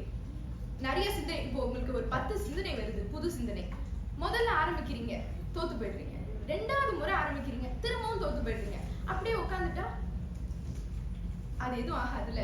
அதனால மீண்டும் மீண்டும் முயற்சி செய்து விடாமுயற்சியோடு இருக்கும் போதுதான் சிங்கப்பூர் இளைஞர்கள் வெற்றியாளர்களாக மாறுகிறார்கள். அடுத்ததாக அவங்க சொல்லியிருந்தாங்க, இந்த மாதிரி கிராப் நிறுவனம் ஆரம்பிக்கும் போது இந்த மாதிரி நடக்கல, இந்த மாதிரி இத்தனை சேவைகள் இத்தனை ஃபீச்சர்ஸ் இல்ல, நாங்க ஆரம்பிக்கும் போது ரொம்ப ஒரு சின்ன ஸ்டார்ட் அப் கம்பெனியா தான் இருந்தது, இவ்வளவு ஒரு சர்வீசஸ்லாம் இல்ல அப்படின்னு சொன்னாங்க. முயற்சி திருவினையாக்கும், முயற்றின்மை இன்மை புகுத்திவிடும். கிராப் நிறுவனத்தோட நிறுவனர் ஆண்டனி டான், ரேசர் நிறுவனத்தோட நிறுவனர் மின் லியாங் டான், இவங்க 2 பேருமே நம்மள மாதிரி தான் இளைய நிறுவனர்கள். இவங்களை பார்த்தோம் அப்படின்னா புத்தாக்கத்தை வச்சுட்டு மட்டும் இந்த உயரத்துக்கு வரல. இப்ப அவங்களுக்கு வந்த சோதனைகள், முதலீட்டாளர்கள் நிராகரித்த போது, சந்தையில பல போட்டிகள் நடந்த போது தோல்விகளை கண்டு பின்வாங்காம அவங்க காட்டிய விடாமுயற்சி தான் அவங்களுடைய வணிகத்தை உலக அளவுல, சிங்கப்பூர்ல மட்டும் கிடையாது உலக அளவுல உயர்த்தி அவர்களை வெற்றியாளர்களாக இன்னைக்கு கொண்டு வந்திருக்கு. அடுத்தது நம்ம தியா பேசினாங்க. முதல்ல செயற்கை நுண்ணறிவு கருவிகள் எல்லாம் முதல் முறை செயற்கை நுண்ணறிவு கருவிகளை வச்சுதான் நாங்க இப்ப பயன்படுத்தி இவ்வளோ இந்த அளவுக்கு நம்ம நாடு முன்னேறி போயிட்டு இருக்கு அப்படின்னு. செயற்கை நுண்ணறிவு கருவி அப்படிங்கிறது ஒரு புத்தாக்கமான ஒரு விஷயம் அப்படின்னாங்க. இந்த செயற்கை நுண்ணறிவு கருவிகளை கண்டுபிடிக்கிறதுக்கு எத்தனை முறைகள் யோசிச்சு சிந்திச்சு, ஆனா அதை விடாமுயற்சியோட மீண்டும் மீண்டும் தொடர்ந்து செயல்பட்டு கண்டுபிடிச்சிருக்காங்க அப்படிங்கிறது யாரு கண்டுபிடிச்சாங்களோ அவங்களுக்கு தான் தெரியும். நம்ம பாட்டுக்கு அதை பயன்படுத்திட்டு போயிடுறோம், ஆனா அவர்களுடைய விடாமுயற்சியினால் தான் நம்ம அதை பயன்படுத்திட்டு இருக்கோம் அப்படின்றதே நம்ம முதல்ல புரிஞ்சுக்கணும். அடுத்ததாக நம்ம சர்வினி பேசினாங்க. முதல்ல எடுத்தோடனே கேட்டாங்க, 61 வருஷம் 61 வருஷத்துக்கு முன்னாடி சிங்கப்பூர் எப்படி இருந்தது, இன்னைக்கு எப்படி இருக்கு அப்படின்னு. நம்ம தேசிய தந்தை லீ குவான் யூ அவர்கள் நிறைய புது சிந்தனைகள் அவருக்கு வந்தது, புத்தாக்க சிந்தனைகள் எல்லாம் வந்துட்டு அவரும் சரி அப்படியே நம்ம உட்காந்துருவோம், இல்ல நம்மளுடைய புத்தாக்க சிந்தனையை எல்லாத்தையும் சொல்லுவோம். சிங்கப்பூர் நல்லா 61 வருடங்களுக்கு அப்புறம் ரொம்ப சிறப்பா இருக்கும் அப்படின்னு நினைச்சிட்டு உட்கார்ந்து இருந்தாரு. ஒரு முறையும் சிங்கப்பூர் ஒரு சின்ன புள்ளியா தான் இருந்தது, சரியா? உலக நாட்டு வரைபடத்துல ஒரு சின்ன புள்ளியா இருந்தது. ஆனா அவர் எடுத்த முயற்சிகள்னாலையும் சிங்கப்பூரை இவ்வளவு வளமாவும் செழிப்பாவும் ஆக்குனதுனாலதான் ஒரு முக்கிய புள்ளியா இப்ப சிங்கப்பூர் தெரியுது. முன்னாடி அவர் இளைஞரா இருந்தப்ப அவர் செஞ்சதுனால தானே இப்ப அவரோட வழியில தானே நம்மளும் வரோம். அப்ப நிச்சயமாக சிங்கப்பூர் இளைஞர்களை வெற்றியாளர்களாக உருவாக்குவது நிச்சயமாக விடாமுயற்சி தானே. நடுவர்களே, நீங்க என்ன சொல்றீங்க? அதோட இப்ப பாத்தீங்கன்னா நம்ம பிரஜன்யா சொல்லியிருந்தாங்க, பேருந்துல தெரிந்தே தவறாக கடைசி நிறுத்தம் வரைக்கும் போவோமா அப்படின்னு. தெரிஞ்சே தவறான கடைசி நிறுத்தம் வரைக்கும் போறது நிச்சயமாக விடாமுயற்சியும் கிடையாது, புத்தாக்கமும் கிடையாது. அது என்னன்னு எனக்கும் தெரியல. பேருந்துல தெரிஞ்சே யாருமே தவறா போக மாட்டாங்க கடைசி நிறுத்தத்தை வரைக்கும், சரியா? தலைவர் கேள்விகளையும் பிரச்சனைகளையும் கேட்டுட்டு மட்டும் விட்டா போதுமா? இப்ப நீங்க சொல்றீங்க தலைவர் தான் ஒரு நாட்டுக்கு எல்லா கேள்விகளையும் பிரச்சனையும் தீர்த்து வைக்கிறதுக்கு கேள்வி கேட்கணும் அப்படின்னு. ஆனா கேட்டுட்டு அப்படியே அவரும் உட்காந்துட்டா என்ன பண்றது? நம்மளோட நிலைமை என்ன ஆகும்? இப்ப ஒரு நாட்டுல ஒரு பிரச்சனை இருக்கு அப்படின்னா தலைவர் தான் கேட்கணும், புத்தாக்க சிந்தனையோட அவர் தான் யோசிக்கணும். யோசிச்சுட்டு அப்படியே உட்காந்துட முடியுமா?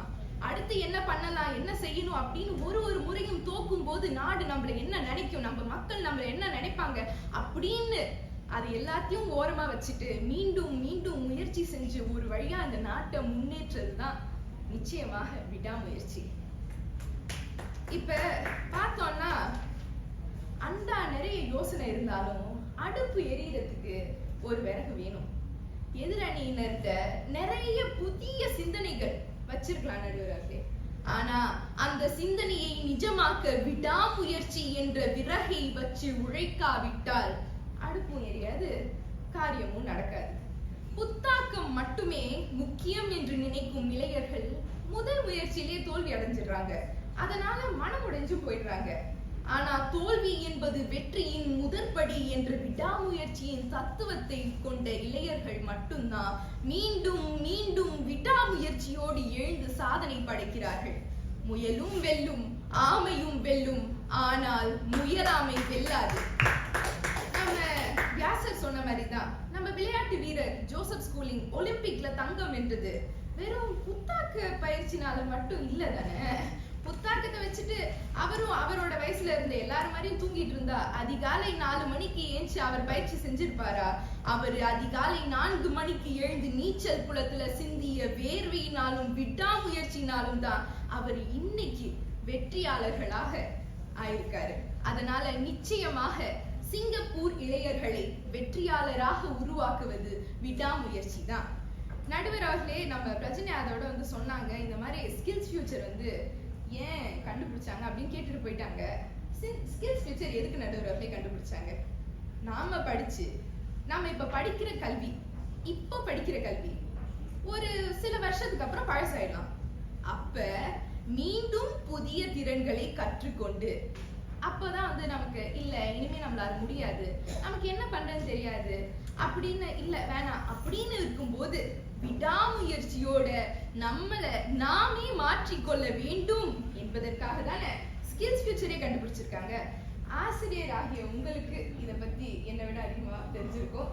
அதனால நிச்சயமாக சிங்கப்பூர் இளைஞர்களை வெற்றியாளர்களாக மாற்றுவது, உருவாக்குவது விடாமுயற்சி தான்.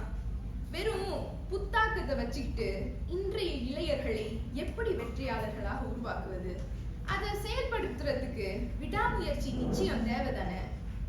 அதை செயல்படுத்துறதுக்கு தான் விடாமுயற்சி ரொம்ப முக்கியம்.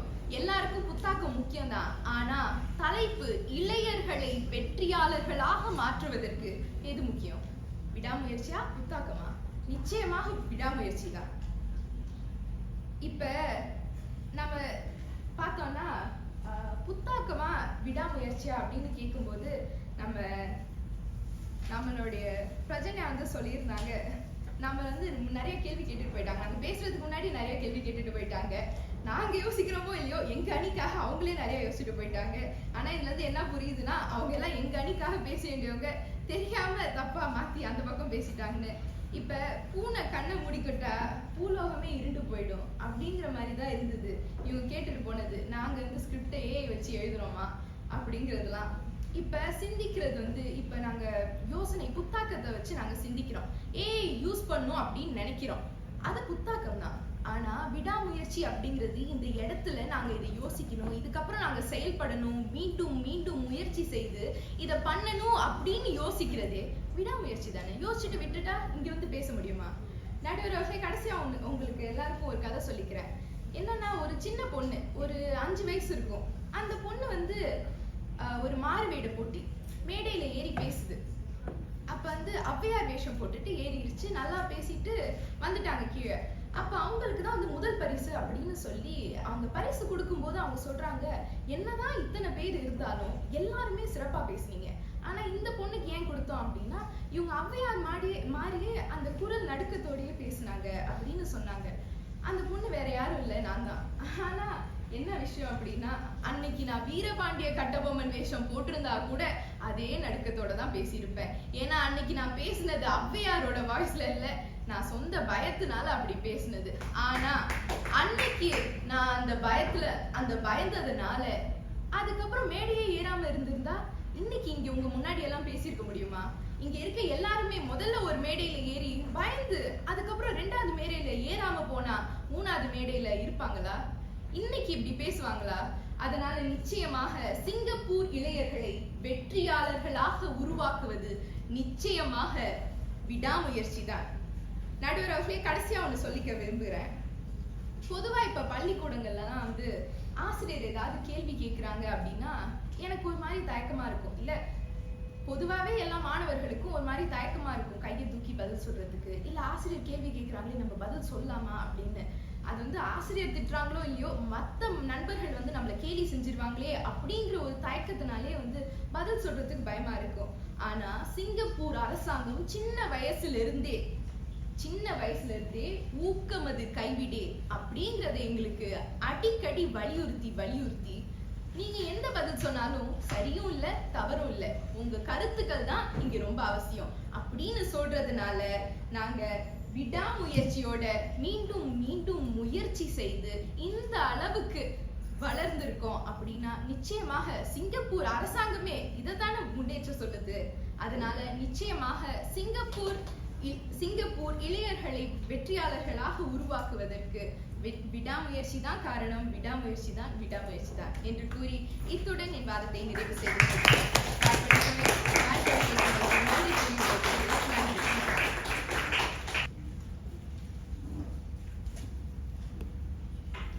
சிறப்பு மகிஷா, ரொம்ப அழகா தன்னோட கருத்துக்களை தொகுத்து எடுத்து கொடுத்தாங்க. அவங்க ரொம்ப ஒரு அழகான விஷயம் சொன்னாங்க பாத்தீங்களா. முதல்ல பேசும் பொழுது வீரபாண்டிய கட்டபொம்மனா இருந்தா கூட என் குரல் நடுங்கிட்டு தான் இருந்திருக்கும். ஆனா கூட முயற்சி செய்து பேசி இன்னைக்கு சுக்கிசிவம் ஐயா தலைமையில பேசுறாங்கன்னா அதுக்கு விடாமுயற்சி தானே காரணம். அதுக்கு அவங்க பெற்றோர்களும் காரணம். கைத்தட்டல் கொடுத்துருங்க. இங்க இருக்க எல்லா பெற்றோர்களுக்கும் நீங்களே ஒரு கைத்தட்டல் கொடுத்துக்கோங்க. ஏன்னா எல்லாரும் இந்த தேசிய தினத்தப்போ வெளியில போகாம வந்து இந்த தமிழுக்காக இருந்து இந்த மாணவர்களை இங்க பேசுறத கேட்கறதே நமக்கு முயற்சி செய்து உங்ககிட்டயும் இருக்கு. அவங்க சொன்னது விழுந்தவன் வந்துட்டு தோற்றவன் கிடையாது. விழுந்தவன் மீண்டும் எந்திரிச்சு வேலை செய்யறாங்க இல்லையா, அதுதான் தோற்றவன். அது எழ மறுக்கிறான் இல்லையா, அதுதான் தோற்றவன் சொல்லிட்டு போனாங்க. அண்டா நிறைய யோசனை இருக்கு, அதை செயல்படுத்துறதுக்கு விடாமுயற்சி வேணும்ல அப்படின்னு சொன்னாங்க. ஸ்கில்ஸ் ஃபியூச்சர் ஃபண்டு, அதை நம்ம ஃபண்டை வச்சுட்டு என்ன பண்ண முடியும்? புத்தாக்கம் ஒரு ஃபண்டு கொண்டு வராங்க, வயசானாலும் படிக்கலாம் அப்படின்னு கொண்டு வராங்க. அதை வச்சு நிறைய பேர் படிக்கிறாங்க. ஆனா அங்கேயும் விடாமுயற்சி இல்லாட்டி அது தோத்து போயிடும்ல. அதை தான் ரொம்ப அழகா சொல்லிட்டு போனாங்க. சிங்கப்பூர்ன்ற ஒரு சிறிய புள்ளி, இயற்கை வளம் எதுவுமே கிடையாது. ஆனா மனித வளத்தை வச்சு இன்னைக்கு எவ்வளவு ஒரு பெரிய விமான நிலையமா சிங்கப்பூர், விமானமா சிங்கப்பூர், படிப்பா சிங்கப்பூர், உழைப்பா சிங்கப்பூர், தூய்மையா சிங்கப்பூர், இப்படி எல்லாத்துலயும் எல்லாமே வர்றதுக்கான காரணம் புத்தாக்கமா விடாமுயற்சியா. நம்ம நிறைவு பகுதிக்கு வந்துட்டோம். நான் என்னுடைய நிறைவு உரையை சுருக்கமா பார்த்திடலாம். மாணவர்கள் பேசினதை வச்சே நம்ம சொல்லலாம். புத்தாக்கம் வந்து சிங்கப்பூர் இளையர்களை வெற்றியாளர்களாக உருவாக்குவது புத்தாக்கமா விடாமுயற்சியா. சிந்தனை இருந்தால் போதாது, அதை நம்ம செயல்படுத்த வேண்டும். இப்போ திறமை இருந்தால் போது அதை நம்ம தொடர்ந்து செயல்படுத்த வேண்டும். இப்போ போன வாரம் வந்து சிங்கப்பூர் எக்ஸ்போல வந்து கல்வி அமைச்சு நடத்தின மதர் டேங் ப்ரமோஷனுக்கு யாராவது வந்திருந்தீங்களா? எவ்வளவு கூட்டம் அலை மோதிச்சு அப்போ இல்லையா? அப்போ நான் வந்து உயர்நிலை அந்த இதுல இருந்தேன். அப்போ ஒரு கல்லூரி மாணவர்கள்லாம் வந்திருந்தாங்க, ஆசிரியர்கள் உதவியுடன் தான். அவங்க வந்து ஒரு செயலியை வச்சு இது பண்ணாங்க மாணவர்களுக்கு எல்லாம். இப்ப எப்படின்னா ஒரு ஹாப்பினஸ் அப்படின்னா அதோட பொருள் ஆங்கிலத்துல இருக்கும், தமிழ்ல பொருள் இருக்கும். அந்த மாதிரி ஹாப்பினஸ்னா மகிழ்ச்சி, ஃபியர்னா பயம், ஆங்கிரினா கோபம் அப்படின்ற சொற்கள், இணையான சொற்கள். இப்ப உங்களுக்கு தேர்வுத்தாள்ல எல்லாம் வருது இல்லையா, அந்த இணையான சொற்கள். இதை வந்து எப்படி வந்து புத்தாக்கத்தோட செயல்படுத்தலாம் அப்படின்ற மாதிரி அவங்க யோசிச்சுட்டு, இதெல்லாம் ஒரு கட்டத்துல இருக்கும், இந்த சொற்கள் எல்லாம் கட்டத்துல இருக்கும். இதை பார்த்துட்டு மாணவர்கள் வந்துட்டு அந்த சொற்களை எடுத்துட்டு அது எந்தெந்த கட்டத்துல இருக்குன்றதை இணைக்கணும் அப்படின்ற மாதிரியான ஒரு செயலியை கண்டுபிடிச்சிட்டு வந்து பண்ணாங்க. அப்போ ஒரு பொண்ணு வந்தாங்க, ஒரு மாணவி வந்தாங்க, பண்ணிட்டு அவங்களால பண்ண முடியல, போயிட்டு திருப்பி வந்தாங்க. ஆசிரியர் நான் அது மறுபடியும் செய்யறேன், அந்த சவாலை சமாளிக்கணும்னு வந்தாங்க. வந்துட்டு அந்த ஒரு செயலை மட்டும் செய்யறதுக்கு மாணவர்கள் கூட்டம் அலைமோதிட்டு இருந்தது. அந்த பண்ணாங்கல்ல, அந்த புத்தகம் செய்தாங்களா, அதை கண்டுபிடிச்சவங்க 300 கிட்டத்தட்ட ஒரு 3 மாசங்கள் அதை வந்து செயல்படுத்துறாங்க. இத்தனைக்கு இளம் மாணவர்கள் தான், ரொம்ப பெரியவங்க கூட கிடையாது. அவங்க எல்லாம் செயல்படுத்தி அதை பண்ணாங்க. அந்த மாதிரி ஒரு புத்தாக்க சிந்தனையை கொண்டு யோசிக்கிறதே பெரிய விஷயம். இப்படி வந்து ஒரு மதர் டேங் இதுக்காக, தமிழுக்காக, இப்படி தமிழையும் நம்ம வந்து ஒரு செயலி மூலமா இந்த மாதிரி விதவிதமா செய்ய முடியும். அந்த புத்தாக்கம் வரதே பெரிய விஷயம். அந்த மாதிரி அவங்க கொண்டு வந்தாங்க. அதுக்கப்புறம் வந்துட்டு அதுல அவங்க வெற்றியும் பெற்றாங்க. அந்த புதிய யோசனை புதிய சாதனையாக மாட்டது. ஏன்னா எல்லாரும் வந்து அவங்க செய்யப்படும் பொழுது அதை அவங்க பாக்குறாங்க இல்லையா, அங்கதானே அவங்களோட வெற்றி. இப்ப கழிவு பொருட்கள் எல்லாம் வந்து செம்பவாங்க பகுதியில நிறைய இதாயிட்டே இருந்தது. அதை பார்த்த கல்லூரி மாணவர்கள் வந்துட்டு என்ன பண்ணாங்கன்னா, இப்ப பழத்தூள், இந்த காபி தூள் இதெல்லாம் வந்துட்டு நமக்கு இதாயிட்டே இருக்கு, இதெல்லாம் வீணாய் போயிட்டே இருக்கு, இதெல்லாம் எப்படி என்ன பண்ணலாம் அப்படின்னு சொல்லிட்டு அவங்க என்ன பண்ணாங்கன்னா, eco friendly start up system, அந்த கழிவு பொருட்கள்லாம் எப்படி வந்துட்டு எளிதாக மக்கும். இப்ப நிறைய நெகிழிப்பு பெட்டிகள்லாம் நம்ம வந்து பயன்படுத்த குறைச்சிட்டு வரோம், நிறைய நெகிழிப்பு பைகள் கூட குறைச்சிட்டு வரோம். அதை எப்படி பயோடெக்னாலஜி மூலமா எப்படி வந்து எளிதாக மக்கும் அப்படின்றதுக்காக ஒரு ஈகோ ஸ்டார்ட் அப் ஸ்டார்ட் பண்ணிட்டாங்க. இப்ப நிறைய வந்து ஈகோ ஃப்ரெண்ட்லி நிறைய வந்திருக்கு இல்லையா. முன்னாடிலாம் கல்லுல வந்து நம்ம திருவண்ணாயகர் மண்டபம், மீனாட்சி அம்மன் கோயில் இதெல்லாம் இருந்து அதுக்கப்புறம் அது மாறிச்சு. இப்ப மறுபடியும் அது வருது இல்லையா. அதுக்கெல்லாம் காரணம் இந்த மாதிரியான புதுதான ஸ்டார்ட் அப் வச்சு இந்த இளையர்கள் தான் இதெல்லாம் பண்ணியிருக்குது. இப்போ இங்க அணில வந்துட்டு 3 பேருமே நிறைய வந்து தாமஸ் ஆல்வா எடிசன் பத்தி தான் வந்து பேசினாங்க. ஆனா ஒருத்தர் தான் நான் பேசுறேன், ஏன்னா திருப்பி அவரை பத்தி சொல்ல வேணான்றதாக. ஏன்னா அவரோட விடாமுயற்சி தான் விஸ்வரூப வெற்றியாக இன்னைக்கு எல்லாருக்குமே பயன்பட்டு இருக்குன்றதை அவங்க எல்லாரும் சொன்னாங்க. இப்ப இவ்வளவு பேரை பத்தி பேசும் பொழுது நம்ம இந்தியாவின் குடியரசுத் தலைவர் முன்னாள் தலைவர் APJ அப்துல் கலாம் ஐயா பத்தி பேசாம இருக்க முடியாது. கனவு வந்து தூக்கத்தில் வருவது கனவு கிடையாது, உங்களை தூங்க விடாமல் தடுப்பது மட்டும்தான் கனவு அப்படின்னு சொல்லியிருக்காரு. அவர் வந்து சுவிட்சர்லாந்து போன அந்த நாளை சுவிட்சர்லாந்துல இன்னும் அறிவியல் தினமாக கொண்டாடுறாங்க. எவ்வளவோ அறிவியல் அறிஞர்கள் இருக்காங்க, எவ்வளவோ குடியரசுத் தலைவர்கள் இருக்காங்க. ஆனா அவர் போன நாளைதான் இன்னும் வரைக்கும் கொண்டாடுறாங்க. ஏன் அப்படின்னா அவர் செய்த விடாமுயற்சி தான். அவர் வந்து தோல்வியை பார்த்து துவளவில்லை, அது முயற்சியை பார்த்து அவர் விட்டவில்லை. ஆனா அதெல்லாம் வெற்றி அவரிடத்து விலகாம இருந்தது. நம்ம வந்து இந்த சிங்கப்பூர் தேசிய தினம் கொண்டாடுற நாள்ல நம்ம சிங்கப்பூரை சார்ந்த குடியரசுத் தலைவர் SR நாதன் ஐயா அவர்களையும் நம்ம மறக்க முடியாது. அவர் ஒரு காலகட்டத்துல வந்துட்டு வறுமையினால பள்ளி படிப்பை பாதியில நிறுத்த வேண்டியது வருதுதான். ஆனா அவர் அதை கண்டு கலங்கல. ஏன் அவரை பத்தி சொல்றோன்னா, இந்த தேசிய தினத்தப்ப இவங்களா பத்திலாம் நம்ம நினைக்கணும் அப்படின்றதுக்காக தான் சொல்றேன். ஆனா கூட அவர் அதை படிச்சு இன்னைக்கு அவர் பாதியில பள்ளி படிப்பை நிறுத்தின ஒருத்தர் ஒரு குடியரசுத் தலைவர் ஆகுறதுன்றது எவ்வளவு பெரிய விடாமுயற்சியா இருக்கும் சொல்லுங்க. அந்த மாதிரி இந்த ஈபின் சியூ அவங்க இருக்காங்கல்ல, அவங்களுக்கு வந்துட்டு ஒரு பெண் தான், உடல்நடை மாற்றுத்திறனாளி அவங்க. ஆனா அவங்க வந்து இப்ப வந்து இந்த பாராக் ஒலிம்பிக் போட்டி இருக்கு இல்லையா, அதுல போய் அவங்க சக்கர நாற்காலியில இருந்து சாதனை புரிஞ்சிருக்காங்க. அதே மாதிரி மேக்ஸ் மேடர் அப்புறம் இளம் வயதுல பாரிஸ்ல போயிட்டு ஒலிம்பிக்ல பங்கு பெற்று நிறைய வந்து இந்த வெண்கல பதக்கத்தையும் வென்றிருக்காங்க. இந்த மாதிரி இருக்கிறப்போ இப்ப PSLV தோல்வி அடைஞ்சிட்டோம் அப்படின்னு வச்சுக்கோங்க, மறுபடி படிக்காமையா இருக்காங்க. எல்லாம் படிச்சு O-level படிச்சு A-level படிச்சு. இதுதான் நம்மளோட இன்றைய குடியரசுத் தலைவர் தர்மன் சண்முகரத்னம் சொல்றது, மாணவர்களுக்கு சொல்றது இதுதான். நீங்க வந்து தேர்வுல வந்து முடிவு பட்டது ஒரு மாணவனோட வந்து இதை பத்தி முடிவு பட்டது மதிப்பெண் கிடையாது, தேர்வு கிடையாது. அதுல வர்றதை வச்சு நீங்க என்னைக்குமே வந்து கலங்க கூடாது, மீண்டும் நீங்க எழுந்து படிக்கணும்னு தான் சொன்னாங்க. இப்போ இவங்க ஸ்வேதா சொன்னாங்க இல்லையா, நாணயம் வந்து ஒரு 2 பக்கம் இருக்கு அப்படின்னு. அதுதான் நானும் சொல்றேன், ஒரு நாணயத்துக்கு 2 பக்கம் இருக்கு. ஒரு பறவைக்கு வந்து 2 ரெக்கைகள் இருக்கு, ஒரு ரெக்கை புத்தாக்கம், ஒரு ரெக்கை விடாமுயற்சி. அந்த 2மே வந்து ஒரே இதுல போயிட்டே தான் இருக்கணும். 2ல எது ஒண்ணுனாலும் அது பறக்கிறதுக்கு சிரமம் தான் படும். எங்க இந்த ஹரிசுகரிதால இருந்து நான் வரேன். அதாவது விழித்திருந்து படிப்பது கிடையாது, விழிப்புணர்வோடு படிக்கணும்னு சொன்னாங்க. ஷர்வினி சொன்னாங்க ஒர்க் ஹார்ட் மட்டும் கிடையாது, நல்லா வந்துட்டு ஸ்மார்ட் ஒர்க் பண்ணணும்னு சொன்னாங்க. பிரஜனா சொன்னாங்க இந்த இயற்கை வளமே இல்லாத ஒரு நாட்டுல எவ்வளவு வந்துட்டு நல்லா வந்து எல்லா மனித வளத்தை மட்டும் வச்சு கொண்டு வந்திருக்காங்கன்னு சொன்னாங்க. வியாசர் சொன்னாங்க விடாமுயற்சி விஸ்வரூப வெற்றின்னு சொல்லிட்டு. இந்த ஸ்வேதா என்ன சொன்னாங்கன்னா, புத்தாக்கம் வந்து செய்யறதுக்கு வந்துட்டு ஒரு விடாமுயற்சி பண்றதுக்கு தூண்டுறதே புத்தாக்கம் தான். ஒரு புதுசா கண்டுபிடிக்கும் பொழுதுதான் நமக்கு வந்து அந்த விடாமுயற்சி செய்யணும்னு தோண்டுது அப்படின்னு சொன்னாங்க. மகிஷா சொன்னாங்க விடாமுயற்சி இல்லாத வந்துட்டு ஒரு புத்தாக்கம் வந்துட்டு ஒரு காகிதம்னு சொன்னாங்க.